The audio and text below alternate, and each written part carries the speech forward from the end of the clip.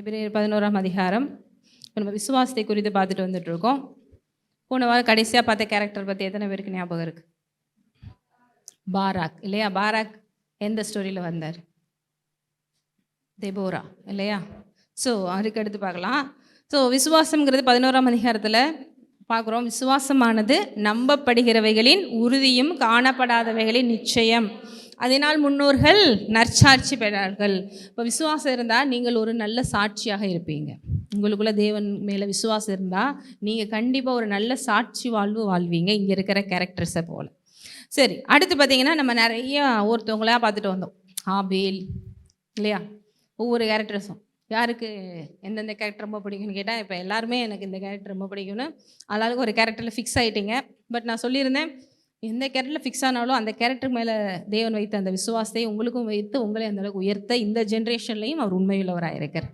So தொடர்ந்து அப்படியே நம்ம பார்த்துட்டே வந்தோம். அதில் 30 விசுவாசத்தினாலே எரிகோ பட்டணத்தின் மதில்கள் 7 நாள் சுற்றி வரப்பட்டது. 7 நாள் சுற்றி வர்றதுனால எல்லாமே பாருங்கள், விசுவாசத்தினாலே விசுவாசத்தினாலே விசுவாசத்தினாலேன்னு போட்டிருக்கோம். அதெல்லாம் நீங்கள் கரெக்டாக பார்த்துட்டே வரும். அடுத்து ராகாப் என்னும் வேசி வேவுகாரர் சமாதானத்தை ஏற்றுக்கொண்டு கீழ்ப்படலோட சேதமாகாதிருந்தார், அதுவும் விசுவாசத்தின் நாள். அடுத்து பின்னும் நான் என்ன சொல்லுவேன் அப்படி சொல்லிட்டு நிறைய கேரக்டர்ஸை பற்றி பேசுகிறார். அது கிதியோன், பாராக், சிம்சோன், எப்தா, தாவீது, சாமுவேல் என்பவர்களையும் தீர்க்கதரிசிகளையும் குறித்து விவரமாக சொல்ல வேணுமா காலம். பட் நம்ம பார்த்தோம் போனதோட பாராக் பற்றி, கிதியோனை பற்றி நம்ம பார்க்கலாம் பிறகுன்னு சொல்லியிருந்தோம். இன்றைக்கி நம்ம கிதியோன் பற்றி பார்க்க போகிறோம். கிதியோன் ஸ்டோரி எல்லாருக்குமே ஏற்கனவே ஒரு தெரிஞ்ச ஒன்று தான். ஆனால் போன தடவை பாராக் ஸ்டோரியில் நீங்கள் என்ன கற்றுக்கிட்டீங்க அப்படின்னா, ஒரு இயலாத சூழ்நிலையிலும் பயப்படுற சூழ்நிலையிலும் எனக்கு அவங்கள பார்த்தாலே பயமாக இருக்குது. ஏன்னா 900 அயன் சேரியட்ஸ் வச்சுருந்தாங்க, இருப்பு ரதங்கள் 900 இருப்பு ரதங்கள் வச்சுருந்தாங்கன்னு பார்த்தோம். அப்படிப்பட்ட ஒரு பயங்கரமான எதிரிகள் கூட போராடுறதுக்கு இவங்களுக்கு பயமாக தான் இருக்குது. ஆனாலும் பாராக் என்ன சொல்கிறாரு, நீங்கள் தெபோராவை சொல்லி பார்த்து சொல்கிறார், நீங்கள் என் கூட வந்தால் நான் கண்டிப்பாக போகிறேன். அப்போ தெபோரா சொல்கிறாங்க, ஓகே நான் வரேன், எல்லாமே நடக்கும், ஆனால் ஒரு பெண்ணோட மகிமையாக தான் இந்த யுத்தம் முடியும்னு. அதுவும் நம்ம யாரெல்லாம் பார்த்து முடிச்சோம். கடைசியில் பாராக் காப்பாற்றப்பட்டு எதிரிகளை வீழ்த்தி எல்லாத்தையும் முடிச்சாரா இல்லையா? ஏன்னா விசுவாசத்தினால காலடி வைத்தது பாராக், அங்கே ஃபுல் அண்ட் ஃபுல் யுத்தம் பண்ணது தேவன் எதிரிகளை போய் கலங்கடித்தார் என்று பார்க்குறோம். அதுக்கடுத்து இவங்க வேகமாக போய் பின்னாடி போய் எல்லாத்தையும் சரி பண்ணுறாங்க. ஸோ நம்ம விசுவாசித்தால் தேவன் நமக்காக யுத்தம் செய்ய வல்லவராக இருக்கிறார். பட் ஒவ்வொரு தடவை இஸ்ரேல் மக்கள் போய் எதிரிகள் கையில் மாற்றுறதுக்கு காரணம் என்னங்கிறது வேதம் நம்ம கிளியராகவே சொல்லு. ஏன்னா இஸ்ரேல் மக்கள் தேவனை நம்புறவங்க தான், விசுவாசிக்கிறவங்க தான். ஏங்க அப்பப்போ போய் மாட்டுறாங்கன்னா, நம்ம போன தெபோரா ஸ்டோரியிலையும் பார்த்தோம், அவங்களுடைய டிஸ்ஓபே, கீழ்ப்படியாமை, அதனால தான் போய் எதிரிகள் அப்போ மாட்டுறாங்க. இன்றைக்கும் இதே கிதியோன் ஸ்டோரியிலையுமே பார்த்தீங்கன்னா அதே ஒரு அவங்களுடைய கீழ்ப்படியாமை தான் அவங்களுக்கு பிரச்சனைகளே கொண்டு வருது. இது பற்றி நமக்கு ஜட்ஜஸ், அதாவது நியாயாதிபதிகள் 6ஆம் அதிகாரம் எடுங்க, பழைய ஏற்பாட்டில் அங்கே நம்ம கிதியோனை பற்றி நிறையா போடப்பட்டிருக்கு. ஸோ கிதியோன் ஒரு ஃபார்மர் தான். அவர் ஒரு ஃபார்மராக இருந்து பெரிய அளவுக்குலாம் பாருங்கன்னா, இப்போ தேவன் பாருங்கள், இப்போ யுத்தத்துக்கெல்லாம் அழைக்கிறார் அப்படின்னா பொதுவாக நம்மலாம் என்ன பண்ணுவோன்னா, அவங்களுக்கு அந்த பாடி ஸ்ட்ரென்த் இருக்கா, ஹைட்டாக இருக்காங்களா, வெயிட்டாக இருக்காங்களா, அவங்களுக்குன்னு கொஞ்சமாவது அந்த ஆர்மியில் போய் ப்ராக்டிஸ் பண்ணியிருக்காங்க, அட்லீஸ்ட்டு ஸ்கூலில் என்சிசியில் இருந்திருக்காங்களாப்பா, அப்படியாவது ஒரு பேசிக் குவாலிஃபிகேஷன் இருக்கா அப்படிலாம் பார்ப்போம். தேவனுக்கு எதுவுமே தேவையில்லை பாருங்கள், அவர் அழைச்சா அவரே தகுதிப்படுத்துகிறவராக இருக்கிறார். இத்தனை பேருக்கு புரியுது? ஒவ்வொரு விஷயத்துலையும் பாருங்கள், நம்ம பார்த்துட்டு எல்லா விசுவாச கேரக்டர்ஸ்லையுமே யாருக்குமே அந்த காரியத்தை செய்கிறதுக்கான பேசிக்கான குவாலிஃபிகேஷன் கிடையாது, திராணி கிடையாது, இல்லை அதுக்கு முன்னோர்கள் அவங்க அதில் ஏதாவது பெஸ்ட்டாக இருந்து அதனால் அவங்க வாரிசில் இது மாதிரி வந்துடும் அப்படிங்கிற மாதிரி கிடையாது, பேக் போன் எந்த விதத்திலும் கிடையாது, இல்லை பணம் இருந்துச்சு எதுவுமே இல்லை, ஒன்றுமே இல்லாதவங்கள தான் கூப்பிடுறாரு. ஏனென்றால் தேவன் அப்படிப்பட்டவராக இருக்கிறார். பைத்தியமானவைகளை தெரிந்து கொண்டு மகிமைப்படுகிற தேவன் நம் தேவனாக இருக்கிறார். அப்போ இன்றைக்கும் கூட உங்களை கொடுத்து நிறைய வாக்குத்தத்தங்களை சொல்லியிருக்காருன்னா அவர் அதை அவரே செய்து முடிப்பார். நம்ம பயப்பட வேண்டிய அவசியம் நமக்கு அந்த இது இல்லையே. ஆரம்பத்தில் வரும்போது நான் ஏற்கனவே சொல்லியிருக்கேன், 0 மைண்டடாக வருவோம். ஆதி அன்புன்னு ஒன்று இருக்குது பாருங்கள். அப்போ என்னால் முடியல ஆண்டவரே, நான் 100% நான் உண்மையிலேயே நான் விலை நில்லாதவ, நீங்கள் என்ன பார்த்துக்கோங்கன்னு வருவோம். அதுக்கடுத்து உள்ளே வந்தோடனே கொஞ்சம் அப்படியே ஆசீர்வாதத்தில் அங்கங்கே நின்னோனையும் நம்ம காலிலே நம்ம நிற்க ஆரம்பித்தோனையும் அதுக்கடுத்து கொஞ்சம் பயம் வர ஆரம்பிச்சிரு. இப்போ கொஞ்சம் நின்றுட்டோம், ஐயோ இப்படி ஆகிப்போச்சு, ஐயோ இப்படி ஆகி, இந்த விஷயத்தில் அவங்கள மாதிரி இல்லை, இந்த விஷயத்தில் இவங்கள மாதிரி இல்லை, இந்த விஷயத்தில் நம்மளால் செய்ய முடியுமான்னு தெரியலையே. ஆரம்பத்துலேருந்து உன்னால் முடியாது, ஆண்டவரால் தான் முடியுங்கிறது தான் இங்கே மேட்ரு, அதுதான் கிருபை. இப்போ மட்டும் ஏன் அப்படி யோசிக்கிற? இத்தனை பேருக்கு புரியுது? புரியல? அதனால தான் நம்மளாம் கிருபை பெற்றவர்கள். நமக்கு உலகத்தில் இருக்கிறவங்களுக்கும் டோட்டல் டிஃப்ரென்ஸ் இருக்கும். ஸோ என்றைக்குமே இந்த கிருபையை பிடிச்சிக்கிட்டு போனால் லாஸ்ட் வரைக்கும் உங்கள் லைஃப் ஈஸி அண்ட் லைட்டாக இருக்கும். நீங்கள் உங்கள் சுயத்தை கலந்துக்கிட்டு உங்களுடைய அந்த மாம்சத்தையும் கலந்து நீங்கள் ஓட நினச்சிங்கன்னா ரொம்ப ரஃப் அண்ட் டஃப்பாக இருக்கும். ஏன்னா நம்மளை அழைச்சது கீழேருந்து அழைச்சிட்டு வந்திருக்காருங்கிறத மறந்துடக்கூடாது. எங்கேருந்து தூக்கிட்டு வந்திருக்காரு? புழுதியிலிருந்தும் குப்பையிலிருந்து தூக்கிட்டு வந்திருக்கிறாரு. ஆகவே அந்த கிருபைன்னு ஒன்று பிடிச்சிக்கிட்டிங்கன்னா நீங்கள் அடிச்சுட்டு போகலாம். அந்த கிருபையை விட்டுட்டு நீங்கள் சுயத்தில் இப்போ கொஞ்சம் என்னால் தனியாக போக முடியும்னு போனீங்கன்னா நம்ம எங்கே தான் பண்ணணும்? ஃபெயிலியர் தான் ஆகணும். ரொம்ப டஃப்பாக இருக்கும், ரொம்ப ரஃப்பாக இருக்கும் லைஃபு, ரொம்ப சோறு வந்துடும். எப்பப்பெல்லாம் உங்களுக்கு சோறு வருதோ அப்போல்லாம் நல்ல கிளியராக ஞாபகம் வச்சுக்கோங்க, மாம்சத்தில் ஓடிட்டுருக்கோன்னு அர்த்தம். பக்கத்தில் உங்க பார்த்து சொல்லுங்கள், சோர்வாக இருக்கா? மாம்சத்தில் போயிட்டுருக்கீங்க, தேவ பலத்தில் பலப்படுங்க, அவர் பலன் உங்களை நிரப்பும். இதுதான் உண்மை. நானாக இருந்தாலும் சரி, நீங்களாக இருந்தாலும் சரி, யாராக இருந்தாலும் சரி, போயிட்டுருக்கேங்க, இப்போல்லாம் ரொம்ப சோர்வாக இருக்குங்க, விசுவாச வாழ்க்கையே ரொம்ப கஷ்டமாக இருக்குங்க அப்படின்னா நம்ம மாம்சத்தில் ட்ரை பண்ணிகிட்ருக்கோன்னு அர்த்தம். அது யாராக இருந்தாலும் அதை அக்செப்ட் பண்ணி தான் ஆகணும். ஆனால் கண் அவர் மேலே வச்சு பலத்தினாலும் அல்ல, பராக்கிரமத்தினாலும் அல்ல, ஆவியினாலும் நீங்கள் ஓட ஆரம்பிங்க. சூப்பர் நேச்சுரலான விஷயங்கள் நடக்க ஆரம்பிக்கும்.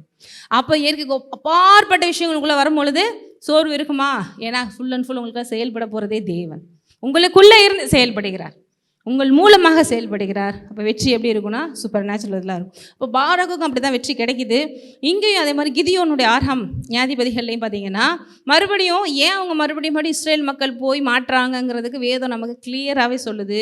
6ஆம் அதிகாரம் 1ஆம் வசனம், இஸ்ரவேல் புத்திரர் கர்த்தரின் பார்வைக்கு பொல்லாப்பானதை செய்தார்கள், அப்பொழுது கர்த்தர் அவர்களை 7 வருஷம் மீதியாரின் கையில் ஒப்பு கொடுத்து. ஸோ எப்போல்லாம் போய் நம்ம பிரச்சனைகளையும் போராட்டங்களையும் தேவையில்லாமல் ஒரு பெரிய ஃபால்லையும் ஆசீர்வாதத்தில் இருந்துட்டு அதுக்கடுத்து கீழே போய் விழுகிறோமா அப்படின்னா அதுக்கு காரணம் ஆண்டவர் கிடையாது. ஏன்னா சிலர் என்ன நினச்சிக்கிறாங்கன்னா அவருக்கு வேறு வேலையே இல்லை, மேலேருந்து கீழே தூக்கி தூக்கி போட்டு பார்த்துக்கிட்டே இருப்பார், சில நேரம் நல்லா கொடுப்பாரு, சில நேரம் எடுத்துருவார் அப்படின்னா அது சைக்கோ. நீங்களே உங்கள் பிள்ளைகளுக்கு அப்படி செய்ய மாட்டீங்க. கர்த்தர் நல்லவர் இல்லையா? அப்போ அவர் அன்பாக இருக்கிறார், அவர் நேசிக்கிறாரு. என்றைக்கு நம்ம டிசோபீடியன்ஸ் தான் போய் தேவன்றது நம்மளை பிரித்து கொண்டு போய் பிசாசின் பேச்சை கேட்க வச்சு நமக்கு தேவையில்லாத பிரச்சனைகளை கொண்டு வரதே ஒழிய அவர் உங்கள் பிரச்சனைகளை கொடுத்து அள வச்சு பார்க்குறவர் கிடையாது. ஏனென்றால் நான் போன வாரமே சொன்னேன், நீங்கள் பெற்று சுமந்து உங்கள் பிள்ளைக்கே நீங்கள் இவ்வளோ கன்சர்னாக இருப்பீங்கன்னா அதை உருவாக்கின தேவன் அது மேலே எவ்வளோ கன்சர்னாக இருப்பான்னு சொன்ன இதுதானே. ஏன் உலகத்தில் தாய் என்பது ரொம்ப பெருசாக சொல்கிறாங்க? தாய் அன்பு சுமந்து ஒரு ரஃப்பான ஒரு ஸ்டேட்மெண்ட் சொல்லுவோம், 10 மாதம் சுமந்து பாலை கொடுத்து வளர்த்து இவ்வளோ கூட கொண்டு வந்திருக்கேன் அப்படி சொல்லுவோம். ஏன்னா அவங்களுக்கு அந்த அட்டாச்மெண்ட்டும் இருக்கும். ஏன்னா ஒரு ஃபஸ்ட்டு டேலேருந்து அதை அவங்களோட சரீரத்தில் ஒரு பார்ட்டாக வளர்ந்து வெளியில் வர்றதுனால டேடியை விட மம்மிக்கு கொஞ்சம் அட்டாச்மெண்ட் அதிகமாக தான் இருக்கும், அது கன்ஃபார்மாக இருக்கும். ஆனால் தாய் மறந்தாலும் தந்தை மறந்தாலும் நான் உன்னை மறவேன்னு சொல்கிறதே ஏன் போன வராங்க? நீங்கள் உங்களுக்குள்ளே ஃபார்ம் ஆனதை வெளியில் வச்சு நீங்கள் பார்த்து கேர் பண்ணி கொஞ்சிக்கிட்டு இருக்கீங்க, ஆனால் அவங்களுக்குள்ளே ஃபார்ம் பண்ணது அவருங்கிறத நீங்கள் மறந்துடுறீங்க. அதனால தான் சில நேரங்கள் மனுஷ அன்பு உங்களுக்கு ரொம்ப பெருசாக தேவ அன்பு பெருசாக தெரிய மாட்டேங்குது. அது காரணம் எங்கே கண்ணை வைக்கணும்? அவர் மேலே கண்ணை வைக்கணும். அப்போ இன்றைக்கி உங்கள் அம்மா அப்பா அவங்கள்ட்ட போய் கேட்டு பாருங்கள், நான் கெட்டு போகணுன்னு நீ நினைப்பியா அப்படின்னா என்ன முட்டாள்தனமான கேள்வி, நான் எப்படி உனக்கு கெட்டு போகணுன்னு நினைப்பேன் அப்படின்னு சொன்னாப்பா தேவன் எப்படிங்க நினைப்பார்? Simple lodge. நீங்கள் ஆஃப்டர் ஆல் ஒரு மனுஷனே நினைக்க மாட்டீங்கன்னா கர்த்தர் மிகவும் நல்லவராக இருக்கிறார், அவர் அன்பாகவே இருக்கிறார். அவர் சொல்கிறாரு, நீ உன் பிள்ளைக்கு அப்பத்தை கேட்டால் கல்லை கொடுப்பியா, பாம்பை கேட்ட மீனை கொடுப்பியா? உலகத்தில் இருக்கிற நீயே அப்படி செய்யலை, நான் பரலோக பிதா நான் உன்னை விட ரொம்ப நல்லவர்ப்பா. ஆமாவா இல்லையா? ஸோ எப்பயுமே நமக்கு இங்கே வருங்க இஸ்ரேல் மக்களுக்கு உடனே நம்ம லைஃப்பில் அப்படி தான் நினச்சிக்கிறோம். நமக்கு ஏதாவது ஒரு ஃபால் வந்துருச்சு, நம்ம லைஃப்பில் ஏதாவது ஒரு தவறான விஷயங்கள் நடந்துச்சுன்னா என்னமோ தெரில கடவுள் தான் அப்படி பண்ணுறாரு போல் அப்படின்னு இல்லை. இவங்களுடைய டிசோபீடியன்ஸ் ஆண்டவர்கிட்ட பிரித்து பிசாசு கொண்டு போய் சேர்த்து அவங்க தேவையில்லாமல் பிரச்சனை இழுத்துக்கிறாங்க. ஆனாலும் கர்த்தர் நல்லவராக இருக்கிறனால கிதியோனை வச்சு இவங்களுக்கு பெரிய டெலிவரன்ஸ் கொடுக்க போகிறார். இங்கே என்ன நடக்குது பாருங்கள், 7 வருஷம் கஷ்டப்படுறாங்க. போன தடவை சொன்ன மாதிரி சிலருக்கெல்லாம் பட்டாதான் புரியுன்னு சொல்லி சில நேரம் விட்டு தான் ஆகணும். அப்படி தான் பாருங்கள் அப்பப்போ நடக்குது. 7 வருஷம். அப்போ பயங்கரமாக மீதியானர்கள் இஸ்ரேல் மக்களை என்ன பண்ணுறாங்க? கொடுமைப்படுத்துகிறாங்க. இங்கே பார்த்துட்டிங்கன்னா இஸ்ரவேலின் மேல் பலத்து கொண்டே போனபடியால் இஸ்ரவேல் புத்திரர் மீதர்கள் நிமித்தம் தங்களுக்கு மலைகளில் உள்ள கெபிகளையும் குகைகளையும் மரணான ஸ்தலங்களையும் அடைக்கலாக கொண்டார்கள். இவங்க பாருங்கள் விவசாயம் பண்ணி வச்சுருக்க அவங்க வந்துடுவாங்க, ரொம்ப கஷ்டப்பட்டு எல்லாத்தையும் ஃபார்மரை வந்து எல்லாம் ரெடி பண்ணி நம்ம தானியங்களெல்லாம் பார்த்து வைப்போன்னு கரெக்டாக அந்த ஹார்வெஸ்டான டைமில் இவங்க வந்து எல்லாத்தையும் எடுத்துகிட்டு போயிடுவாங்க. எவ்வளோ கஷ்டமாக இருக்கும் பாருங்கள், ரொம்ப கஷ்டம். அப்புறம் தான் பாருங்கள் ஒரு வழிக்கு அவங்களே வர்றாங்க. 6 இப்படி மீதியானவரால் இஸ்ரவேல் மிகவும் சிறுமைப்பட்டார்கள். அப்பொழுது இஸ்ரவேல் புத்திரர் கர்த்தரை நோக்கி, இப்போயுமே இந்த ஒரு பாயிண்ட்டுக்கு வந்துட்டீங்கனாலே பிரச்சனை முடிஞ்சிடும். கர்த்தரை நோக்கி, ஆண்டவரே நாங்கள் செஞ்சது தப்பு தான், எங்களை எப்படியாவது காப்பாற்றுங்க, போதும், இவங்களை வச்சுக்கிட்டு எங்களால் தாங்க முடியல, இந்த மீதியானர்கள் தொல்லை தாங்க முடியல, ரொம்ப டார்ச்சரு அப்படின்னா. அப்போ பாருங்கள் நம்ம கர்த்தர் ரொம்ப நல்லவர். இதுவே நீங்களும் நானும் இருந்தால் நீ வந்து நான் சொன்னபடி கேட்க மாட்டேன், அதுக்கப்புறம் உனக்கு வேணும்னா என்கிட்ட வருவேன், போ உங்களோட நான் அப்போல்லாம் செய்ய மாட்டேன் அப்படின்னு சொல்லிடுவோம். ஆனால் கர்த்தர் பாருங்கள் இரக்கம் உள்ளவராக இருக்கிறனால, அவர் மறுபடியும் மன்னிக்கிறவராக இருக்கிறனால, சரி போ மறுபடியும் வந்துட்டியா மன்னிக்கிறேன், மறுபடியும் உனக்கு இரக்கம் காட்டுறேன், ஏன்னா எனக்கு கேரக்டரே அதான்ப்பா, நான் அப்படி தான் அப்படி சொல்லிட்டு இஸ்ரவேல் புத்திரர் மீதியான் நிமித்தம் கர்த்தரை நோக்கி முறையிட்ட போது கர்த்தர் தீர்க்கதரிசி அவர்களிடத்துல அனுப்பேன். தீர்க்கதரிசி தான் போன தடவை தேபோரா பார்த்தோம், இந்த தடவை ஒரு தீர்க்கதரிசி வராங்க. அவன் அவர்களை நோக்கி, இஸ்ரவேல் தேவனாகிய கர்த்தர் உரைக்கிறது, நான் உங்களை எகிப்திலிருந்து வரவும் அடிமைத்தன வீட்டிலிருந்து புறப்படவும் செய்து எகிப்தியர் கை நின்றும் உங்களை ஒடுக்கின யாருடைய கை நின்றும் உங்களை ரட்சித்து அவர்களை உங்களுக்கு முன்பாக துரத்தி அவர்கள் தேசத்தை உங்களுக்கு கொடுத்து நான் உங்கள் தேவனாக கர்த்தர் என்றும் நீங்கள் குடியிருக்கும் அவர்கள் தேசத்தில் எமோருடைய தேவர்களுக்கு பயப்படாதீர்கள் என்றும் உங்களுக்கு, நீங்களோ என் சொல்லை கேளாதே போனீர்கள் என்று. பார்த்தீங்களா எங்கே ப்ராப்ளம்னு சுட்டி காமிக்கிறார். உங்களை நான் எப்படிலாம் பார்த்து கூட்டு வந்தேன், எகிப்துலேருந்து கூட்டு வந்தேனா, எகிப்தில் எத்தனை வருஷம் அடிமையாக எத்தனை மாதிரி இருந்தாங்க, 400 வருஷம். யார் மூலமாக கூட்டு வந்தார்? மோசே. அதுக்கு எடுத்து கொண்டு வந்து இங்கே வைக்கிறேன்ப்பா, ஒவ்வொரு விஷயத்துலையும் நான் இப்படி உங்களுக்கு எவ்வளோ நல்லது செஞ்சேன், ஆனால் நீங்கள் என் பேச்சை கேட்காம, சொல்லுங்கள் உங்களை பார்த்து சொல்கிறாரு நினச்சிட்டேன். இங்கே என்ன ப்ராப்ளம்ங்கிற ஆண்டவர் சொல்கிறாரு. எதனால வந்துச்சு? டாக்டர்கிட்ட போனீங்கன்னா சொல்லுவாங்க, நான் உங்களை சொன்னேன்னா இந்த சாப்பாடு சாப்பிடாதீங்கன்னு சொன்னேன்னா, வாக்கிங் போங்கன்னு சொன்னேன்னா, மறுபடியும் செஞ்சுட்டு வந்து உட்காந்துருக்கீங்களேங்க. அப்போ நம்ம என்ன பண்ணுவோம்? ஆமாம் தப்பு பண்ணிட்டோம். அதே மாதிரி ஆண்டவர்கிட்ட போனாலும் நம்ம சைடில் இருக்கிற தவறை உணர்ந்து கரெக்ஷன் பண்ண ஒப்பு கொடுக்கணும். நான் ரொம்ப பர்ஃபெக்ட் 100% நான் ரொம்ப ரைட், எனக்கு மட்டும் ஏன் இப்படி நடக்குதுன்னா அது காரணம் ஆண்டவர் இல்லை. நம்மளை அனலைஸ் பண்ணி பார்த்தா நம்மகிட்ட கண்டுபிடிக்கிறதுக்கு 1000 குறைகள் இருக்குது. ஸோ சரண்டர் பண்ணும்போது தான் பார்த்தீங்கன்னா அங்கே தேவன் நமக்குள்ளே வந்து அதை எடுத்து போட்டு நமக்கு பிளஸ் பண்ண முடியும். இப்போ இங்கே தேவன் சொல்கிறாரு, உங்களுக்கு நான் எவ்வளோ சொன்னேனே, நீங்களோ என் சொல்ல கேட்காம. சில நேரம் பிள்ளைகள்கிட்ட சொல்லுவோம், அம்மா சொன்னனா போனால் கீழே விழுந்துருவேன், அப்படி வேகமாக பண்ணாத, சொன்னபடி பேச்சு கேளுன்னு சொன்னனா கேட்குறியா அப்படின்னு சொல்கிற மாதிரி ஆண்டவர் பாருங்கள் கஷ்டப்பட்டு புலம்புறேன். உண்மையிலே அவர் கஷ்டப்பட்டு புலம்பு. ஏன்னா நம்ம பிள்ளைய நம்ம கஷ்டப்படும் பொழுது உங்களுக்கு சந்தோஷமாக இருக்கும். உண்மையிலே இல்லை, எவ்வளவோ சொன்னீங்க கேட்க மாட்டேங்கிறாங்க இந்த காலத்து ஜென்ரேஷன் அப்படின்னு சொல்லி ஒவ்வொரு தடவையும் இப்படி தான் பேரண்ட்ஸ் புலம்புறாங்க. இங்கே தேவன் அப்படி தான் புலம்புறாரு. அதற்கு பின்பு கர்த்தருடைய தூதனானவர் இங்கே வந்து ஒரு இடத்துல இருக்கிறாரு பாருங்க. அதுக்கு பேர் அபியேஸ்ரின் யூவான் ஐயே ஊராகிய ஓப்ராவில் இருக்கும் ஒரு கர்வாலி மரத்தின் கீழே வந்து ஒரு ஏச்சல் வந்து உட்கார்ந்துருக்கிறாரு. அப்பொழுது அவனுடைய குமாரன் கிதியோன் கோதுமையை மீதியாரின் கைக்கு தப்புவிப்பதற்காக ஆளுக்கு சம்மாதை, இவர் முக்கியமான வேலை பார்த்துட்டு இருக்காரு. அந்த ஊரில் ஒரு முக்கியமான ஃபார்மர். இங்கே மீதியானியர்கள் வந்துடுவாங்க, அதுக்குள்ளே நம்ம வேகமாக இதை ரெடி பண்ணி நம்ம போய் ஒளிச்சு வச்சுருவோம், இல்லைனா நமக்கு கஷ்டம் ஒன்றும் தேராதுன்னு சொல்லி இவரே எதிரிக்கு பயந்து வேலை செஞ்சிட்ருக்கார். ஆனால் தேவன் பாருங்கள் அப்படிப்பட்ட ஆளில் வந்து பேசுகிறார். எப்பயுமே நம்மளாம் ஒருத்தவங்களை சூஸ் பண்ணனா இந்த கூட்டத்தில் எவனா பயப்படாமல் கொஞ்சமாக இருக்கானாப்பா அவன்கிட்ட போய் பேசுவோம் அப்படின்னு நினைக்கலாம். இவரே எதிரிக்கு பயந்துக்கிட்டு, எதிரி என்ன நேரம் வருவானோ, கோதுமை எடுத்துகிட்டு போயிடுவானோ, நம்ம அதுக்குள்ளே வேகமாக ரெடி பண்ணி ஒளிச்சு வச்சுருவோம் அப்படிங்கிற மாதிரி ரெடி பண்ணிட்டு இருக்காரு. அவர்கிட்ட வந்து கர்த்தருடைய தூதுவான தரிசனமாகி என்ன பேசுகிறாரு பாருங்க. அவனே பயத்தில் இருக்கான். அவன்கிட்ட என்ன சொல்கிறாரு? பராக்கிரமசாலியே கர்த்தர் உன்னோடே. ஹல்லேலூயா.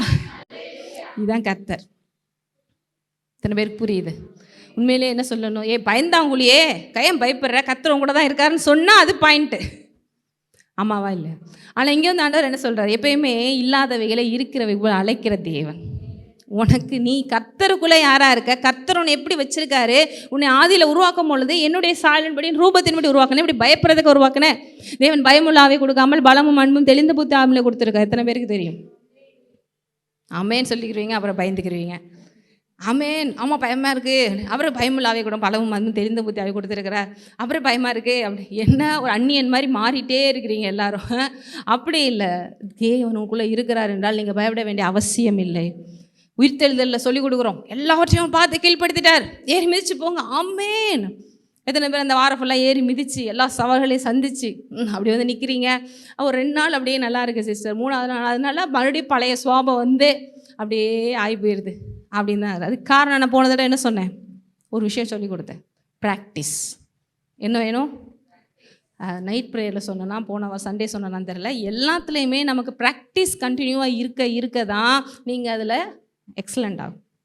ஏன்னா இப்போ உங்கள் வயசை போட்டுக்கோங்க, இத்தனை வருஷமாக நீங்கள் பயந்தே பழகிட்டீங்க, அதில் ப்ராக்டிஸ் ஆகி எக்ஸலண்ட் ஆகிட்டீங்க.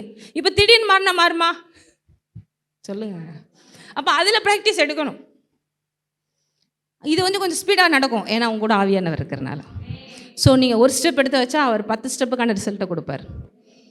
ஆனால் பிசாசு உங்களை அடிமைப்படுத்தி இப்படி தான் இருக்கணும், இப்படி தான் பயப்படணும், இப்படி தான் கவப்படணும், இப்படி தான் கோவப்படணும், என்ன நீ சந்தோஷமாக இருக்க, கவலைப்படவே மாட்டியா, இப்படியே சொல்லி உங்களை அடிமைத்தனத்தில் வச்சு பழக்கி, இப்போ நான் ஒரு ராஜ்யத்தின் பிள்ளைகள்னு சொல்லி கொடுத்தா கூட டக்குன்னு பிக்கப் ஆக மாட்டேங்குது வண்டி.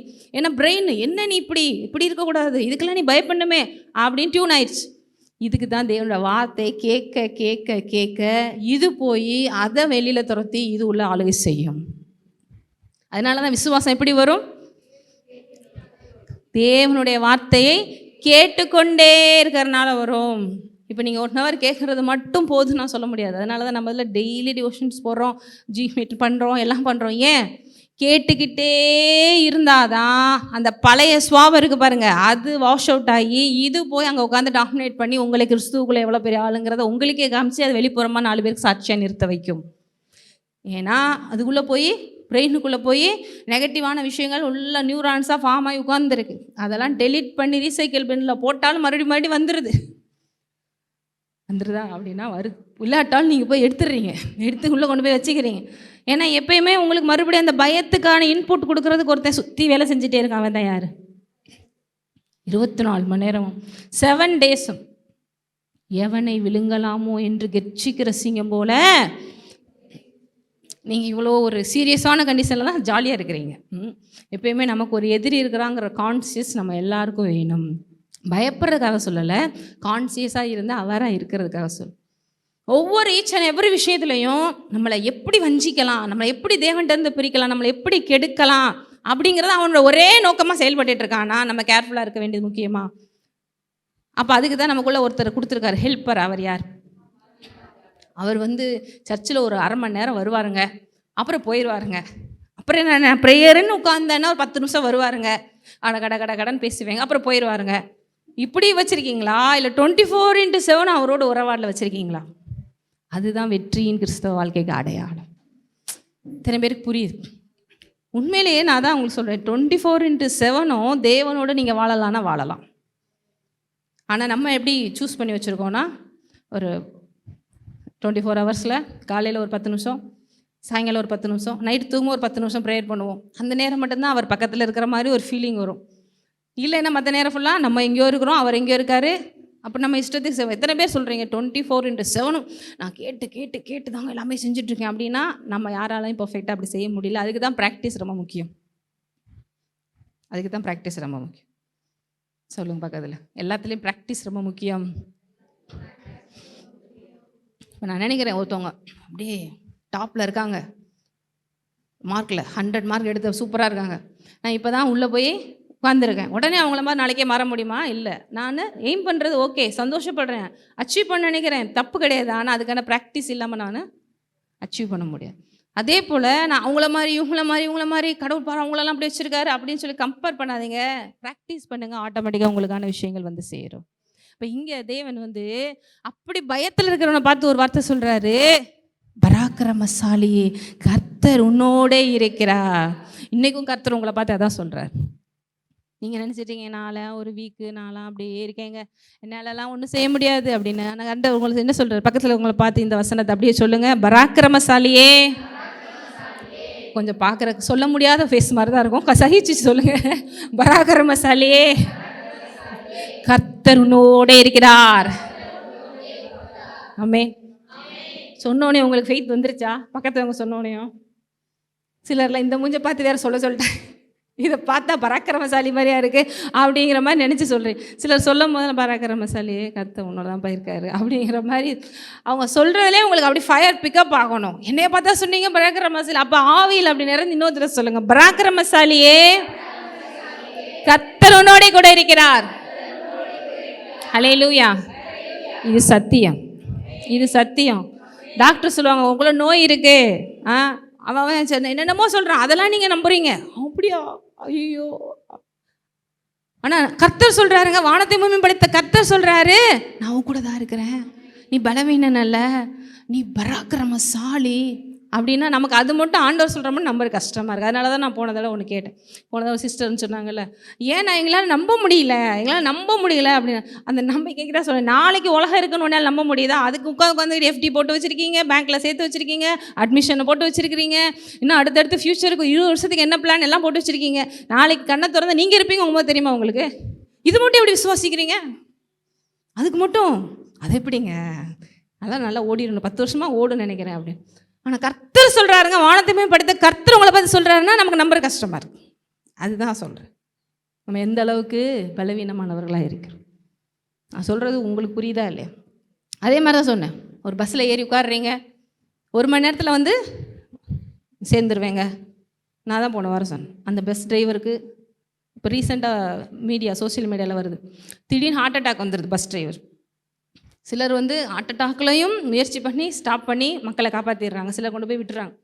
ஆனாலும் இதெல்லாம் அவருக்கு நல்ல ஃபிசிக்கல் கண்டிஷன் இருக்கா, அவர் கண்ணு நல்லா கரெக்டாக தெரிஞ்சிட்ருக்கா, வண்டியில் பிரேக் பிடிக்குமா, ஆயில் ஊற்றிருக்காங்களா, டயரில் காற்றெல்லாம் செக் பண்ணியிருக்காங்களா, இதெல்லாம் பார்த்து ஏறுறீங்களா யாரும்? ஃப்ளைட்டில் ஏறினாலும் காரில் ஏறினாலும் எதில் போகணும், ஆனால் கரெக்டாக வந்து 1 மணி நேரத்தில் வந்து சேர்ந்துருங்க, நான் வீட்டுக்கு இத்தனை மணிக்கு வந்துடுவேங்க, ஓலா போட்டு வந்துடுவேங்க அப்படிங்க சொல்லிடுறேங்க. இதில் எதுவுமே வந்து ஒரு ஷியூரான விஷயங்கள் கிடையாது. ஆனால் அது 100% நம்ம நம்புகிறோம். ஆனால் ஆண்டவர் ரொம்ப ஷியூரானவர், அவர் மாறாதவர், அவர் சத்தியம் உள்ளவர், அவர் உண்மையுள்ளவர். அவர் உங்களை பார்த்து ஒரு வார்த்தை சொல்ல நம்ப முடிய மாட்டேங்குது. இத்தனை பேருக்கு புரியுது. அதனால தான் இது கஷ்டம். ஏன்னா நம்ம வளர்ந்து வந்த விதம் இந்த பாவ உலகத்தில் வந்ததுனால, நம்மளோட பிசாசு அப்படியே எப்பயுமே பொய்யவே நம்புகிற மாதிரியே செஞ்சதுனால தேவன் வார்த்தையை நம்புகிற கஷ்டமாக இருக்குது. கிதியோன்னு நம்ப மாட்டேங்கிறான், என்ன போய் பார்த்தா சொல்கிறீங்க, நானே பயந்துக்கிட்டு எதிரி எப்போ வருவானோ, கோதுமை எப்படி நைஸாக உள்ளே ஒளிச்சு வைக்கலான்னு பார்த்துட்ருக்கேன், என்ன பார்த்து பராக்கிரமசாலி சொல்கிறீங்களே அப்படின்னா, கர்த்தர் உங்களை பார்த்து சொல்லிட்டார்னா அது அப்படி உங்கள் மேலே பலிக்கும் என்ற அர்த்தம். நீங்கள் ஆகமேன்னு மட்டும் சொன்னீங்கன்னா போதும், அடுத்த நிமிஷம் அந்த பராக்கிரமமாக மாறிடுவீங்க. மரியாதை பார்த்து சொன்னேன், விசுவாசித்தவளே பாக்கியம், எப்படி எனக்கு குழந்தை பிறக்கும் எனக்கு தெரியாதே, கரெக்டான கொஸ்டின் தான். அப்புறம் அவளே சொல்கிறா, தேவனால் கூடாத காரியம் ஒன்றுமில்லை. அதான் நார்மலாக அப்நார்மல் தான். அந்த உலகத்துக்கு எதெல்லாம் அப்நார்மல் அதெல்லாம் சூப்பர் நேச்சுரல், அது கடவுளால் மாத்திரம் செய்ய முடியும். அதுக்கு நீங்கள் செய்ய வேண்டியதெல்லாம் ஜஸ்ட்டு ஒபே பண்ண. ஆமேன், உடைய வார்த்தையின்படியே ஆக கட. மரியாதை தானே சொன்னாங்க. நீங்கள் இதில் ஆண்டவர் உங்களுக்கு லைஃப்பில் உங்களுக்கு சொன்ன எந்த விஷயத்தையுமே நீங்கள் சாட்டிஸ்ஃபேக்ஷன் பண்ணி நீங்கள் ப்ரூவ் பண்ணி நீங்கள் அதை என்ன பண்ண முடியாது, முயற்சி பண்ணாலும் நடக்காது. ஏன்னா அவர் லெவலுக்கு இருக்கும் எல்லாமே. அதனால நம்ம செய்ய வேண்டியதெல்லாம் உங்களுடைய வார்த்தையின்படியே ஆகட்டும். ஜஸ்ட்டு சரண்டர் பண்ணிங்கன்னா போதும், அவர் டேக் ஓவர் பண்ணிடுவார். அப்படி தான் கிதியோனை டேக் ஓவர் பண்ணுறாரு பாருங்க. என் ஆண்டவனே, கர்த்தர் எங்களோடு இருந்தால் இவையெல்லாம் எங்களுக்கு நேரிடுவானே.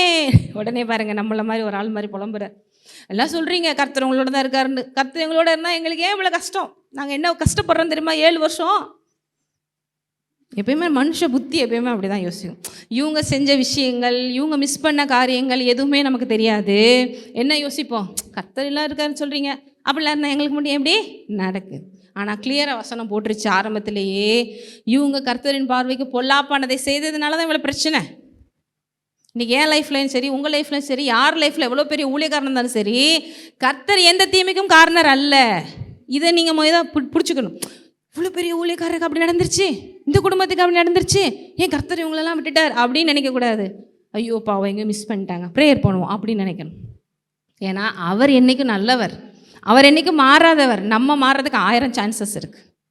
புரியுதா? புரியல உங்களுக்கு? உங்களுக்கே நீங்கள் எவ்வளோ பர்ஃபெக்டாக இருக்கீங்கன்னு உங்களுக்கு சொல்கிறதுக்கே புரிய வைக்கிறதுக்கே ரொம்ப கஷ்டம். ஏன்னா நமக்கே நம்மளை பற்றி பெருசாக தெரியாது, எந்த இடத்துல மிஸ் பண்ணுறோன்னு சொல்லி. ஸோ இங்கே என்ன நடக்குது, உடனே அவங்க அப்படி மாதிரி கிளக்கிறாரு, கர்த்தர் எங்களை எகிப்திலிருந்து கொண்டு வரவில்லையா என்று எங்கள் பிதாக்கள் எங்களுக்கு விருத்தி சொன்ன அவருடைய அற்புதங்கள் எல்லாம் எங்கே? இப்பொழுது கர்த்தர் எங்களை கைவிட்டு மீதான கையில் எங்களை ஒப்பு கொடுத்தாரே. எங்கள் பிதாக்களை எவ்வளோலாம் கதை சொன்னாங்க தெரியுமா? எகிப்திலிருந்து செங்கடலை பிரித்து கொண்டு வந்தாராம், யோர்தான் நதியை கடந்து கொண்டு வந்தாராம். இப்போலாம் எங்கே போச்சு? 7 வருஷம் சீரழிகிறோமே, எங்கே போச்சு? கர்த்தர் எங்கே விட்டார்? இவங்க கர்த்தரை விட்டதை மறந்துட்டாங்க, கர்த்தர் இவங்களை விட்டதை நான் சொல்லிக்கிட்டே இருக்கிறாங்க. என் மனுஷ புத்தி எப்பயுமே யார் மேலே இப்போ பழி போடும்? நானாக இருந்தாலும் நீங்களாக இருந்தாலும் ஃபஸ்ட்டு நம்ம பிரச்சனைக்கு நம்ம காரணம்னு ஒத்துக்கிறவே மாட்டோம். ஆனால் உண்மையிலே தேவனுக்குள்ளே இருக்கிற பையன் ஒத்துக்கிடுவான். தேவனுக்குள்ளே இருக்கப்பல ஒத்துக்கணும். நான் செஞ்ச நிறைய தவறுகள் தான் என் லைஃப்பில் போச்சு. நான் ஏற்கனவே உங்களுக்கு சொல்லியிருக்கேன், நம்ம நிறைய விதைச்சதை தான் நம்ம அறுத்துட்ருக்கோம். நீங்கள் நெகட்டிவாக விதைச்சதெல்லாம் நிறையா அறுத்தீங்க. இப்போ ஆண்டவருக்குள்ள ஒரு 5 இயர்ஸாக வந்து பாசிட்டிவாக விதைச்சதெல்லாம் இப்போ அறுக்கிற சீசன் வந்துருச்சு. சீக்கிரமாக அந்த நெகட்டிவ் எல்லாம் மொத்தமாக வாஷ் அவுட் ஆகி பாசிட்டிவ் மாத்திரம் வந்துடும். எந்த நெகட்டிவ்க்கும் தேவன் காரணம் கிடையாது.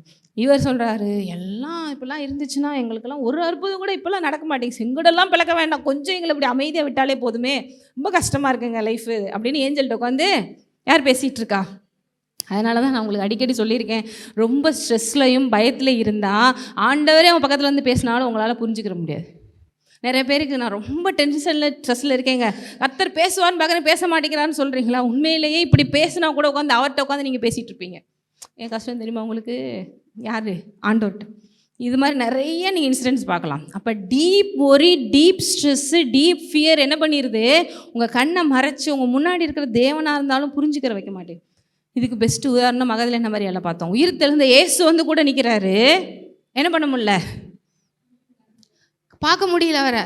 நீங்கள் தான் எடுத்துகிட்டு போயிட்டீங்கன்னா கொஞ்சம் சொல்லுங்கள், நீங்கள் தான் அந்த கல்லறையோட வாட்ச்மேனா, கொஞ்சம் பார்த்து ஆண்டவரை கொடுத்துருங்க, நாங்கள் பாடியாவது வச்சு அழுதுக்குறோங்க அப்படின்னு அவங்கள்ட்ட பேசிகிட்டு இருக்காங்க.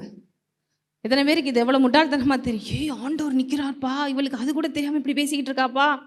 அதே போல் எம்மாவூர் சீஷர்களுக்கு கூட ஆண்டவர் போயிட்டுருக்காரு உயிர் தெழுந்து, அவங்களுக்கும் புரியல. அவங்களும் வாங்க வாங்க போவோம், அந்த இயேசு நடந்துச்சான், அவர் சிலுவையில் அரைஞ்சிட்டாங்களாம், கதை பேசிக்கிட்டே வர்றாங்க. அவராக பார்த்துட்டே கொஞ்சமாக புரிஞ்சுக்கோங்கடான்னு கண்ணை திறந்து விட்டாதான் அப்படின்னு. உண்மையிலே இதெல்லாம் சத்தியம். இன்றைக்கும் நீங்கள் எப்பயுமே ஒரே விஷயத்துலையே நான் உங்கள் பிரெயின் என்ன பண்ணுதுன்னா, நீங்கள் ஒரு விஷயத்தில் ஃபோக்கஸ் பண்ணும் போது மற்ற எல்லா சைட்லையும் ஆஃப் பண்ணிவிட்டு அதையே பார்த்துட்டே இருக்கும். அப்போ பக்கத்தில் 1000 விஷயம் சுற்றி நடந்தாலும் உங்களுக்கு தெரியாது. நீங்கள் எல்லா கதவையும் க்ளோஸ் பண்ணிவிட்டு ஒரு கதவை மட்டும் ஓப்பன் பண்ணி அந்த பிரச்சனையை பார்த்துட்டு இருக்கீங்கன்னா, பக்கத்தில் 1000 கதவுகள் வழியாக உங்களுக்கு 1000 பேர் ஹெல்ப் பண்ண கூப்பிட்டாலும் புரியாது. உங்களுக்கு நான் சொல்கிறது புரியுதா? அதனால தான் ஆண்டவர் பயப்படாதேன்னு சொல்கிறேன். பயப்படாது, அடுத்து கவலைப்படாது. இந்த 2 விஷயத்தை தான் ஆண்டவர் அடிக்கடி பைபிளில் சொல்கிறார். என்ன 2? ஏன்னா இந்த பயம் எப்போ வந்துச்சு? பயமில்லாவே தேவன் கொடுக்கல. எத்தனை பேர் சொல்கிறீங்க நான் பயப்படாமல் இருக்கிறேன்?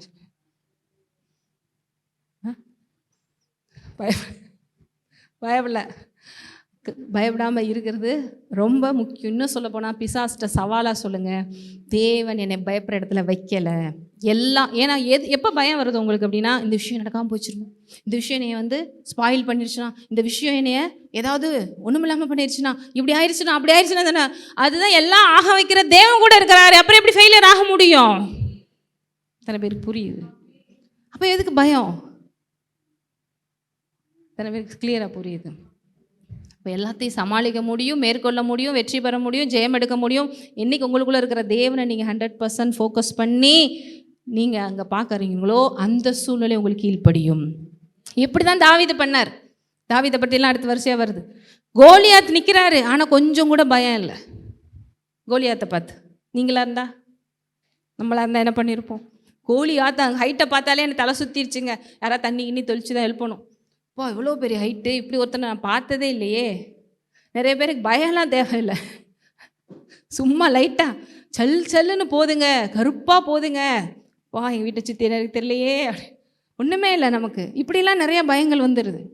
அது பிறகு நியூஸில் நாளைக்கு இதை போதான், அது ஏற போதான், இதை ஏற போதும், அவ்வளோதான் முடிஞ்சு போச்சு. இதெல்லாம் செஞ்சு சமாளித்து என் வாழ்க்கை என்றைக்கு செட்டில் ஆக போதும்? கண்டிப்பாக ஏறப்போகுது அடுத்தெல்லாம் சொல்கிறாங்க. இபி பில் கூட போகிறாங்க, கேஸ் விலை கூட போகிறாங்க, எல்லாம் கூட போகிறாங்க. ஆனால் நம்ம யாரை நம்பி இருக்கிறோம்? தேவனை நம்பிடுறோம். He is my source. நான் சொல்கிறேன், இந்த மாதிரி சவாலான நேரங்களில் தான் நீங்கள் விசுவாசி பெரிய காரியங்களை காண முடியும். செங்கடல் ஒன்று நடுவில் வரலைன்னா இவ்வளோ பெரிய அற்புதம் நடந்திருக்குமா?